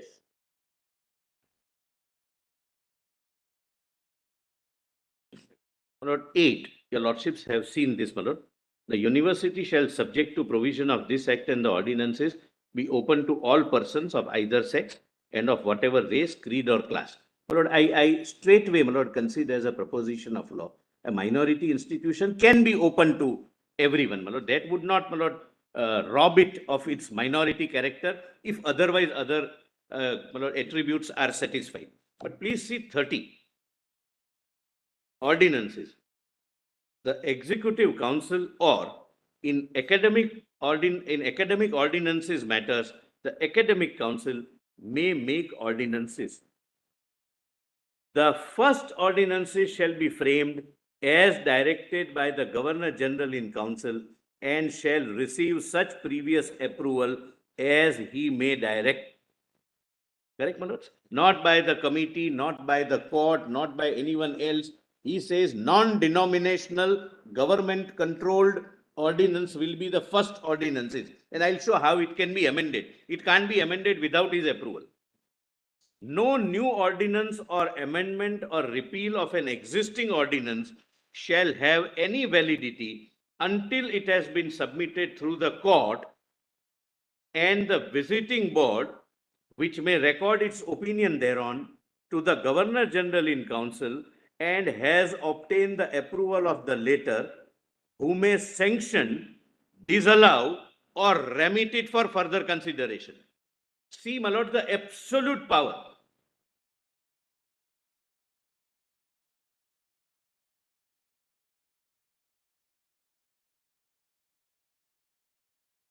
Same provision is for statutes also. Unlike what was submitted before your lordships, that I make statutes, I am the court and court is 100% Muslim, which is of course deleted now in view of the new constitutional setup. Incidentally, it may be. De facto, it may be, but de jure, Lord, it is not necessary that court should be consisting of only Muslims. Any question arises between the executive and the academic council as to which has the power to make an ordinance, either council may represent the matter to the visiting board, who shall refer the same to a tribunal consisting of 3 members, one of whom shall be nominated by the executive council, one by the academic council, and one shall be a judge of a high court nominated by the Lord Rector. Lord, complete governmental control, outside control. Kerala bill, your lordships would remember, say sprinkling of outsiders. Complete control on administration by the minority community with sprinkling of outsiders. Now, my lord, further, if Lord, 32, admission to the university. My lord, this is the heart of any university administration. How to admit students. How to judge their suitability to be the student of this particular university. Admission of students to the university shall be made by an admission committee consisting of the Pro-Vice Chancellor, the principal of an intermediate college who shall be selected by the Vice Chancellor, and such other persons as may be appointed by the Academic Council. Students shall not be eligible for admission to a course of study for a degree unless they have passed the intermediate examination of an Indian university incorporated by any law for the time being in force, or an examination recognized in accordance with the provisions of this section as equivalent to the intermediate examination, and possess such further qualifications as may be prescribed by the ordinances. Again, my lord, framed above. The conditions under which students may be admitted to the diploma courses of the university shall be prescribed by the ordinances. Court can do nothing to the ordinance except suggesting some amendment which can be discarded, which can be disallowed or remitted back. The conditions, the university shall not, save with the previous sanction of the Governor General in Council, recognize for the purpose of admission to a course of study for a degree as equivalent to its own degrees, any degree conferred by any other university or as equivalent to the intermediate examination of an Indian university, any examination conducted by any other authority. Notwithstanding anything contained in this act or the ordinances, any student of the Mohammedan Anglo-Oriental College, Aligarh, who immediately before the commencement of this act was studying for the examination of Allahabad, no, that's the transitory provision, nothing turns on that. Student 124. 23 may be read. 123. Section 9, on which considerable reliance has been placed, also merely creates an island of minority education by giving the power to the court to make statutes making institution in Muslim religion compulsory only for Muslim students and not otherwise. This provision does not define the predominant character of the institution at the time of its inception. My Lord, I'm thankful, my Lord, to my learned friend. After the Constitution, to make it Article 29 compliant, this is deleted in 1951, 70 plus years back. This is deleted by the Parliament, by Indian Parliament, to bring this in conformity with Article 29 of the Constitution. 29? 28. 28. I said not 29. 28. My apologies. But that will in fact show, or probably it was a minority institution.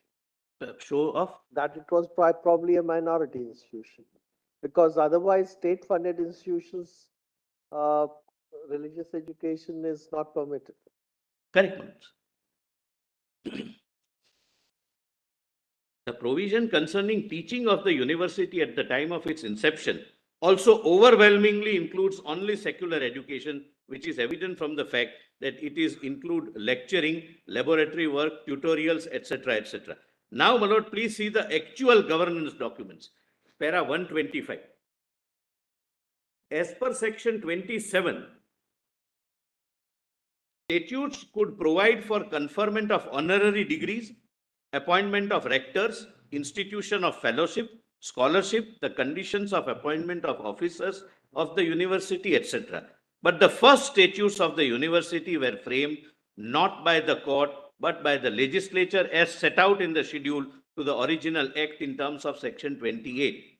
Therefore, the first statute at the time of inception, which could have provided for wide array of powers and functions and administration, section 30 subarticle 1, article 30 subarticle 1, administration, when it is established, what is the position? Within the university were not framed by the minority, but by the federal legislature itself. Further, as per section 28, the said first statutes framed by the federal legislature could be amended, please note this, repealed or added by the court only after it had been approved by the Governor General in Council. Now the Governor, my lord, now there is an amendment because there is no Governor General in Council. Now Governor of the state, Governor of Uttar Pradesh. Amended, repealed or added by the court only after it had been approved by the Governor General in Council. who also had the power to disallow proposals for amendment of such statutes. It's not binding. It's not like, my lord, the resolution passed by the cabinet that the governor is bound. He can only refer it once. No, he can straightway say that I don't agree. I reject it. I'll show that provision also. The only carve out from this power of the Governor General is Council was that statute dealing with instruction of Muslim student in Muslim theology were not required to be submitted for approval.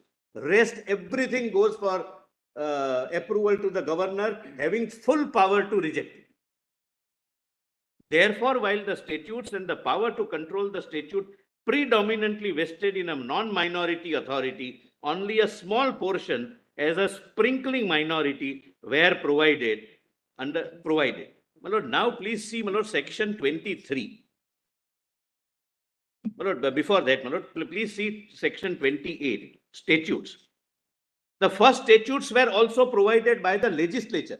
It was not left to any body, academic council or executive council or even the court. So at the time of establishment of AMU, no decision making was done by anyone other than the legislative council. First ordinances, first statutes, and both the documents of governance. It's a part of the act itself.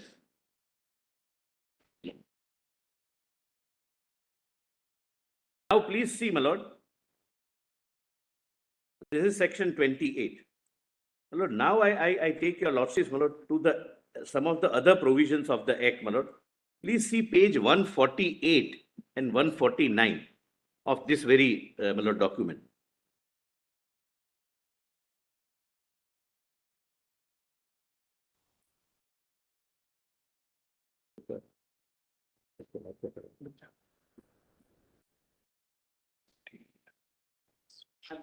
The London is right, my lord. I'll just I skip, my lord, some provisions before that. Thereafter, I'll come to, my lord. Page.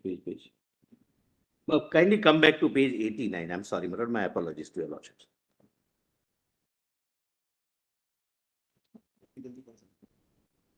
My lord, Mr. Mehta, the term used in the Constitution is administration. Yes, sir. Now, administration. Administer.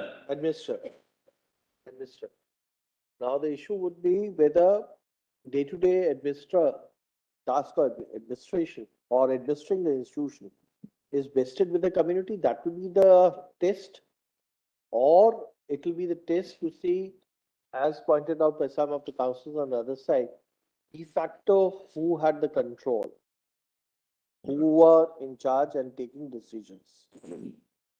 You may be right. As far as the first ordinances, etc., as pointed out by you, these are all made by the government had a big role to play in it. We don't know what really were the nature and structure of those ordinances. I'll show that. I'm going to show that, and even and those. Just keep in mind also Article 28 and the bar created or restrictions created by that. Because Article 28 clause 1 says no religious education, etc., in the fully government aided institutions. Yes. But that's going to be, yes, but that's why there is an amendment. And that's why I flagged when you referred to the deletion made by 1951 amendment in terms of, that is really in terms of clause 3 of Article 28. Yes, it says so. Because it gives an option to voluntarily you can't be compelled. Voluntarily, compulsorily you can't be compelled. You can voluntarily have that. Lord, then ordinances, my lord, page 90 at the foot. As I said, my lord, first ordinances are framed by the framed as directed by Governor General in Council, etc. My lord, I have read, my lord. Please, my lord, come to page 91, section 12. Lordship gets, my lord. I'm sorry, my lord.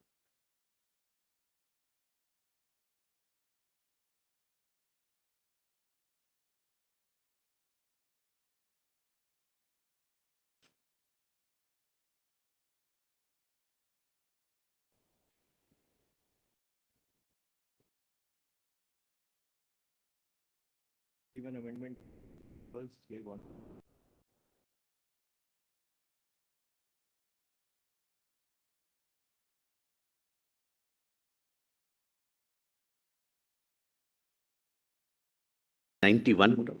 Section Page 12. Page 91, Section 12. Section 12.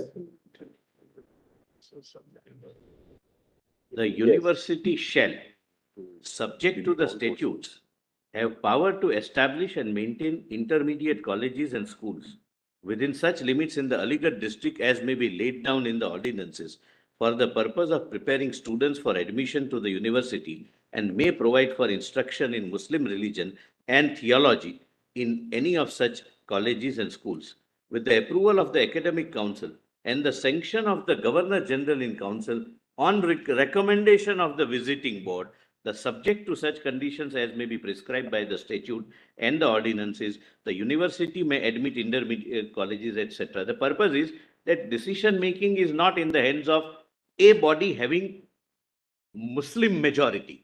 My lord, administration is not, my lord, a peon is also a part of the administration, a clerk is also a part of the administration, but when we are talking of an institution like university, administration is the body which administers the university.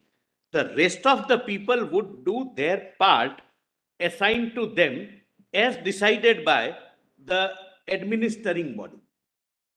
Lord, otherwise, The reason I asked that question was prior to 1947, the British government could have established the institution and also, formulated the role of the people, but given the administration to the Muslims or the Hindus.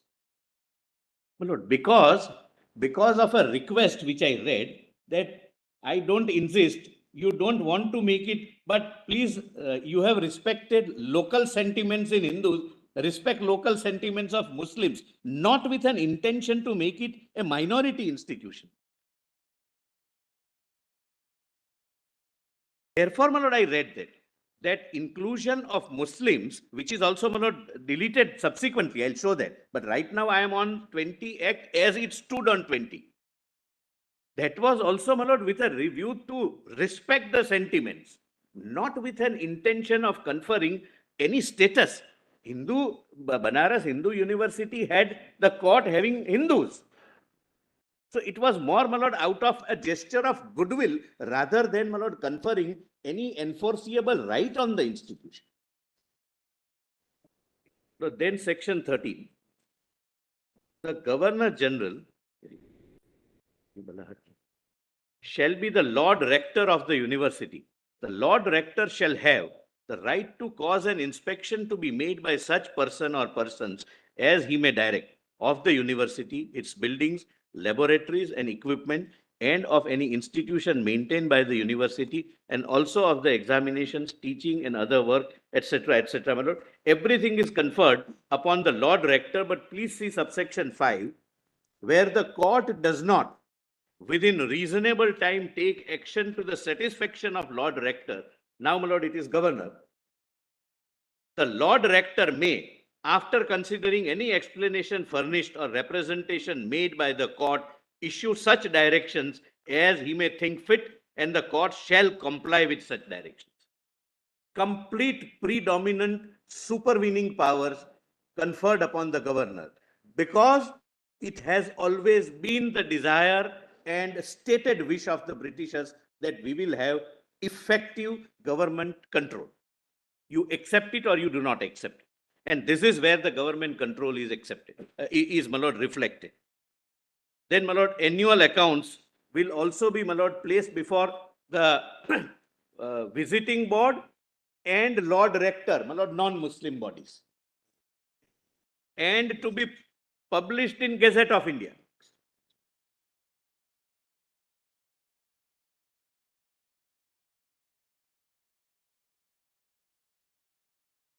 Last is section 40, power to remove difficulties. If any difficulty arises with respect to the establishment of the university or any authority of the university, or in connection with the first meeting of any authority of the university, the Governor General in Council may, by order, make any appointment or do anything which appears to him necessary or expedient for the proper establishment of the university or any authority thereof, or for the first meeting of any authority or university. Any such order may modify the provisions of this act and the statute so far as so and so, so and so. Now, your lordships, my lord, kindly come to page 139, the act, my lord, and some provisions which are not quoted here. 39. 139. No, again, it's an act, printed act.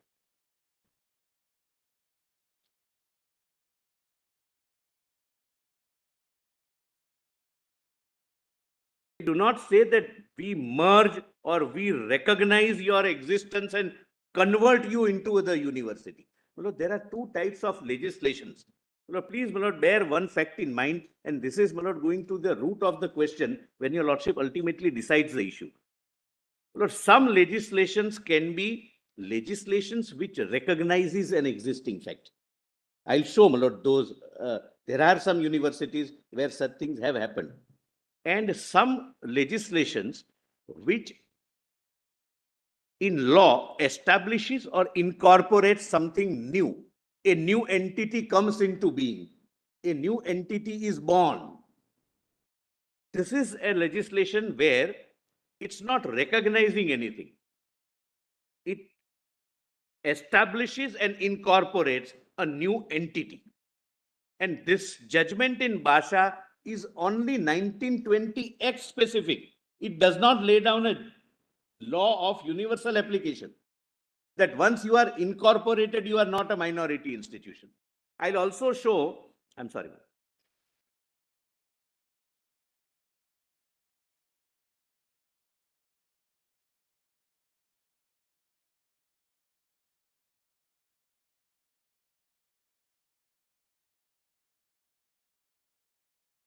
Yes. Other side reads Basha to mean that if you are incorporated as an university, from date of incorporation, your minority status goes. That's not what Basha holds. Basha merely examines at 1920 Act and says that you are not the university which is minority university. I will show examples post-constitution also. Minority universities can be incorporated. How? That I'll show.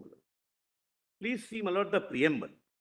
Whereas it is expedient to establish and incorporate a teaching and residential Muslim university at Aligarh. So the purpose is to establish and incorporate. By whom? Lord, by the legislature.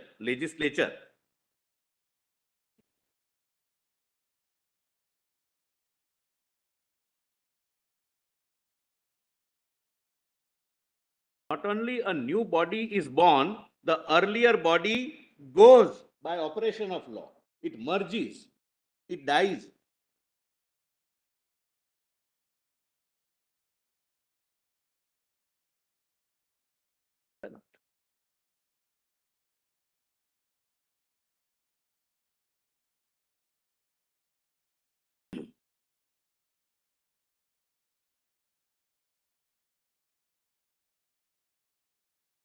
It's dissolved. The correct word is not merger, it's dissolved into this new entity. It dies.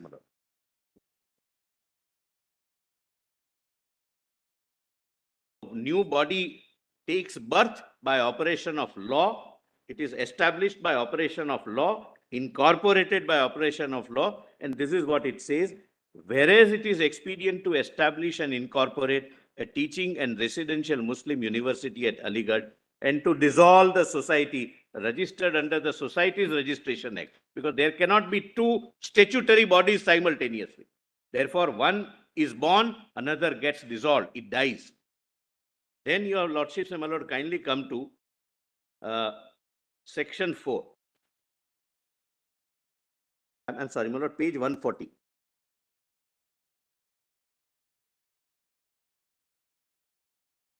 Section 4.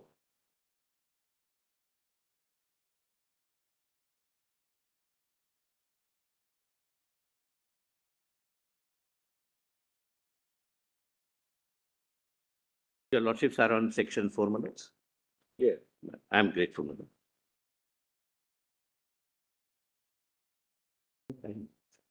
The societies known as Mohammedan Anglo-Oriental College, Aligarh, and the Muslim University Association shall be dissolved, and all properties, movable and immovable, and all rights, powers, and privileges of the said societies, and all property, movable and immovable, and all rights, powers, and privileges of the Muslim University Foundation Committee shall be transferred to and vested in the university. And please mark this, my lord, this is relevant, and shall be applied to the objects and purposes for which the university is incorporated, not for the objects and purposes of either MAO or other institutes, which gets dissolved, which dies, and the new body takes, my lord, birth.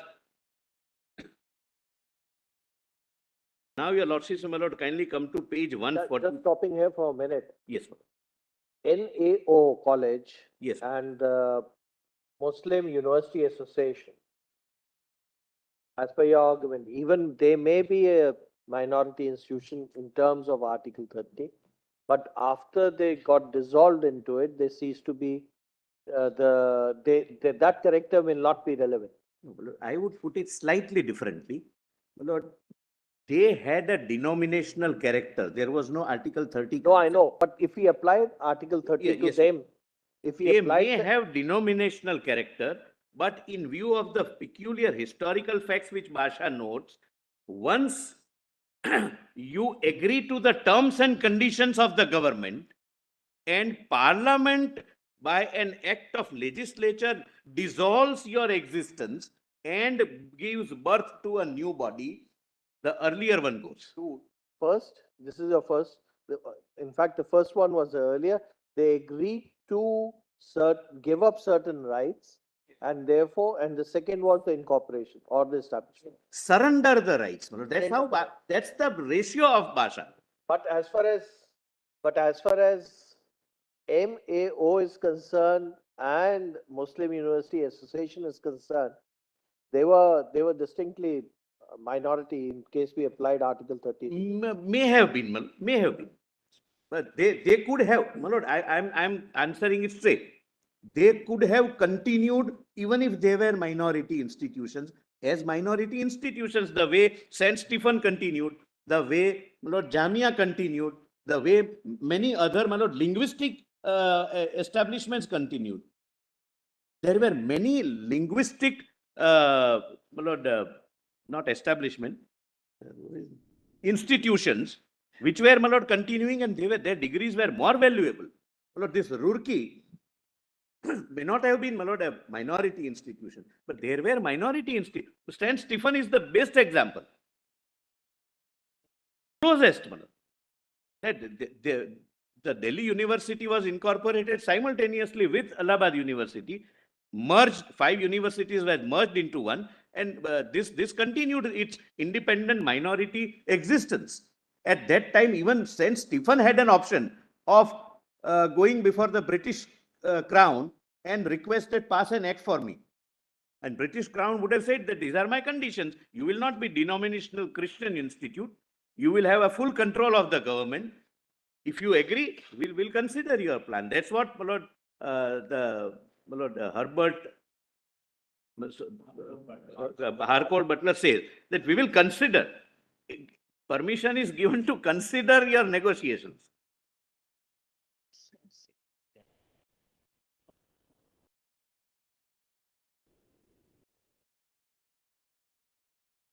All objects go, everything goes, because it says that now the money would be spent for the objects of this newly born statutory body. Do you have any material on record to show that what were the recurring expenditure of the university from 1920 to 1950 and who funded those? My lord, as of now, my lord, the government funded, the figure, my lord, I can take it, but as of now, it's 1,500 crores per annum. To 1950. 1950. My lord, My lord, I'll try and find out. There may be something on record. Of Aligarh, my lord, that it was about 25%. This is an introduction. We will check up, my lord. We'll say as per the. Recognized by the government. No, it. Yeah, that's okay. That's okay. My learned friend is arguing some other matter between the two of us, my lord.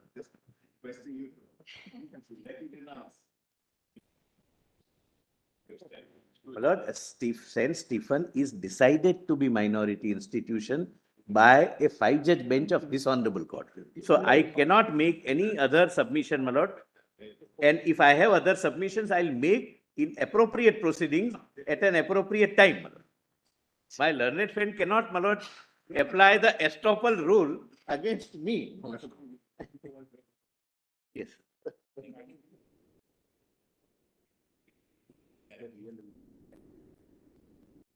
My lord, please see, my lord, page 143.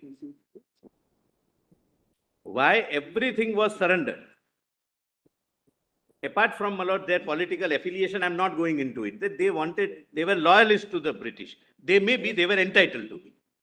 Anyone, my lord, can be loyalist to either A, B, C, anything. I'm not, my lord, on any value judgment. But they wanted recognition of their degrees.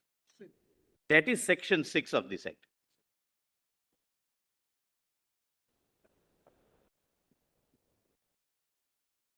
Degrees, diplomas, and other academic distinctions granted or conferred to or on persons by the university shall be recognized by the government. I'm sorry. My lord, eminent universities and eminent institutions were conferring degrees. Only thing was not recognized by the British government. Now, please see 6, my lord, I'm sorry. I'll read it again. The degrees, diplomas, and other academic distinctions granted or conferred to or on persons by the university shall be recognized by the government, as are the corresponding degrees, diplomas, and other academic distinctions granted by any other university incorporated under any enactment. Please, my lord, underline this portion. The degree granted by AMU would be at par with degree of any incorporated university, not Gujarat Vidyapith, not Vishwa Bharati, not any other institute, but by the bodies, my lord, which are by the universities which are incorporated by the British sovereign, that is the Parliament. Now, your lordships, my lord, kindly see 146, my lord.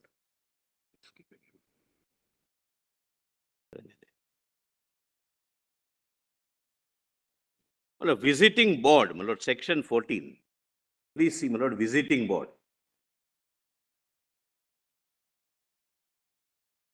Visiting board of the university, if and when the United Provinces of Agra and Awadh becomes a governor's province, Awadh, my lord, why should we say Awadh, my lord? The Britishers were unable to pronounce, therefore they used to say Awadh. It's Awadh, my lord, as our Agra and Awadh become a governor's province within the meaning of the Government of India Act, shall consist of governor thereof, the members of the Executive Council, the ministers, 1 member nominated by the governor, and 1 member nominated by the minister in charge of education. No Muslims. See section 7, by the way, apropos what fell from my learned brother Justice Suryakant. Yes, ma'am. It's a very interesting provision. But I was trying to track whether this act had any provision for finance. It has no provision for finance. It has a provision for audit and accounts, but no provision for finance. See section 7. The university. I'll read. Your lordship need not. The university shall invest and keep invested in securities in which trust funds may be invested in accordance with law for the time being in force relating to trusts in British India, a sum of 30 lakhs of rupees as a permanent endowment to meet the recurring charges of the university other than charges in respect of fellowships, scholarships, prizes, and award, provided that any government securities as defined in the Indian Securities Act 1920, which may be held by the university shall, for the purpose of this section, be reckoned at their face value. The aforesaid sum of 30 lakhs shall be reduced by such sums as at the commencement of this act, the Governor General in Council shall, by order in writing, declare to be the total capitalized value for the purpose of this section. All permanent recurring grants of money which have been made either to the Mohammedan Anglo-Oriental College, Aligarh, Muslim University Association or Muslim University Foundation by any ruler of a state of India, and of the total income accruing from immovable property not being land or buildings in the occupation and use of said college, which by operation of this act has been transferred to the university. But so does section 7 mean that the entire 30 lakhs, which was the initial corpus, was really what was transferred from the erstwhile MAO and the Muslim University Association? 4 also says that. Please see, my lord, 4, once again, my lord, 4 also says that. Therefore, my lord, I say that while dissolving one body, the act will have to do something about the property of that body. But the entire corpus of the university therefore came from the MAO. My lord, good. And the Muslim University Foundation? I'm sorry, my lord, factually it's not correct, my lord, but what, my lord, would be necessary would be establishment and administration. An entire, yes, not finance. But establishment, the finance would have some bearing on establishment, right? The person who has established, if they have contributed to the finance, that's a very important indicator. 30 lakhs The initial came from stage. Islam, 30 lakhs came from several people, including Hindu Rajas, Hindu kings. What has been transferred includes the recurring grants also which were being given. I'll give that bifurcation of 30 lakhs. From the record, I'll show that. Government land is 75 acres. Do you please give the value of that? Record, I didn't want to interpret whether it fell. Not once the I'll land show is from the record. transferred, it becomes the land of the college or university. So there's no point saying it came as a grant, but it became the exclusive property of MAO and then the But university. just visualize if I would have done it, what they are doing it. What? No. I can My lord, never visualize. there was a barrage, my lord. I could Here never- we are merely pointing out few things. We'll continue tomorrow. I could never. Tomorrow, my lord. Roughly, Grateful. Mr. Solicitor, how long will you take tomorrow? My lord, I'll take about, my lord, 3 hours. My lord, I can assure your lordships not to repeat anything, and I'll attempt not to be boring also. That's just an attempt. They'll also ensure that. Yes, sir. But would it be possible for you to finish by tomorrow lunch, if we say? May not be possible. Because May- 3 hours would take us to about, say, 2:30. So we were May just not saying be if we can wrap up by lunch, it would be My nice. lord, there are other points other than this, my lord, for which, my lord, I'll And give some thereafter, time to us. Mr. Kaul will take, Mr. Dwivedi will argue, or Mr. Kaul, who will? Hour and a half after this. There's something I need to show about the judgments. All right. Mr. Dwivedi is also there. Mr. Dwivedi, Mr. Guru Krishna Kumar, my lord, I won't repeat, my lords. I was looking at 1.5, but I think I'll reduce myself after all this is done. I'll reduce myself. We were looking at whether we can wrap up arguments on this side by tomorrow evening. that Maybe a is, little that, difficult, little difficult. that may not be Little- realistic, even if we Maybe say a yes. little spillover to day after tomorrow. That's right. But day after tomorrow is Thursday. which is a Good, go to, my lord, Anand. Right. Bless you.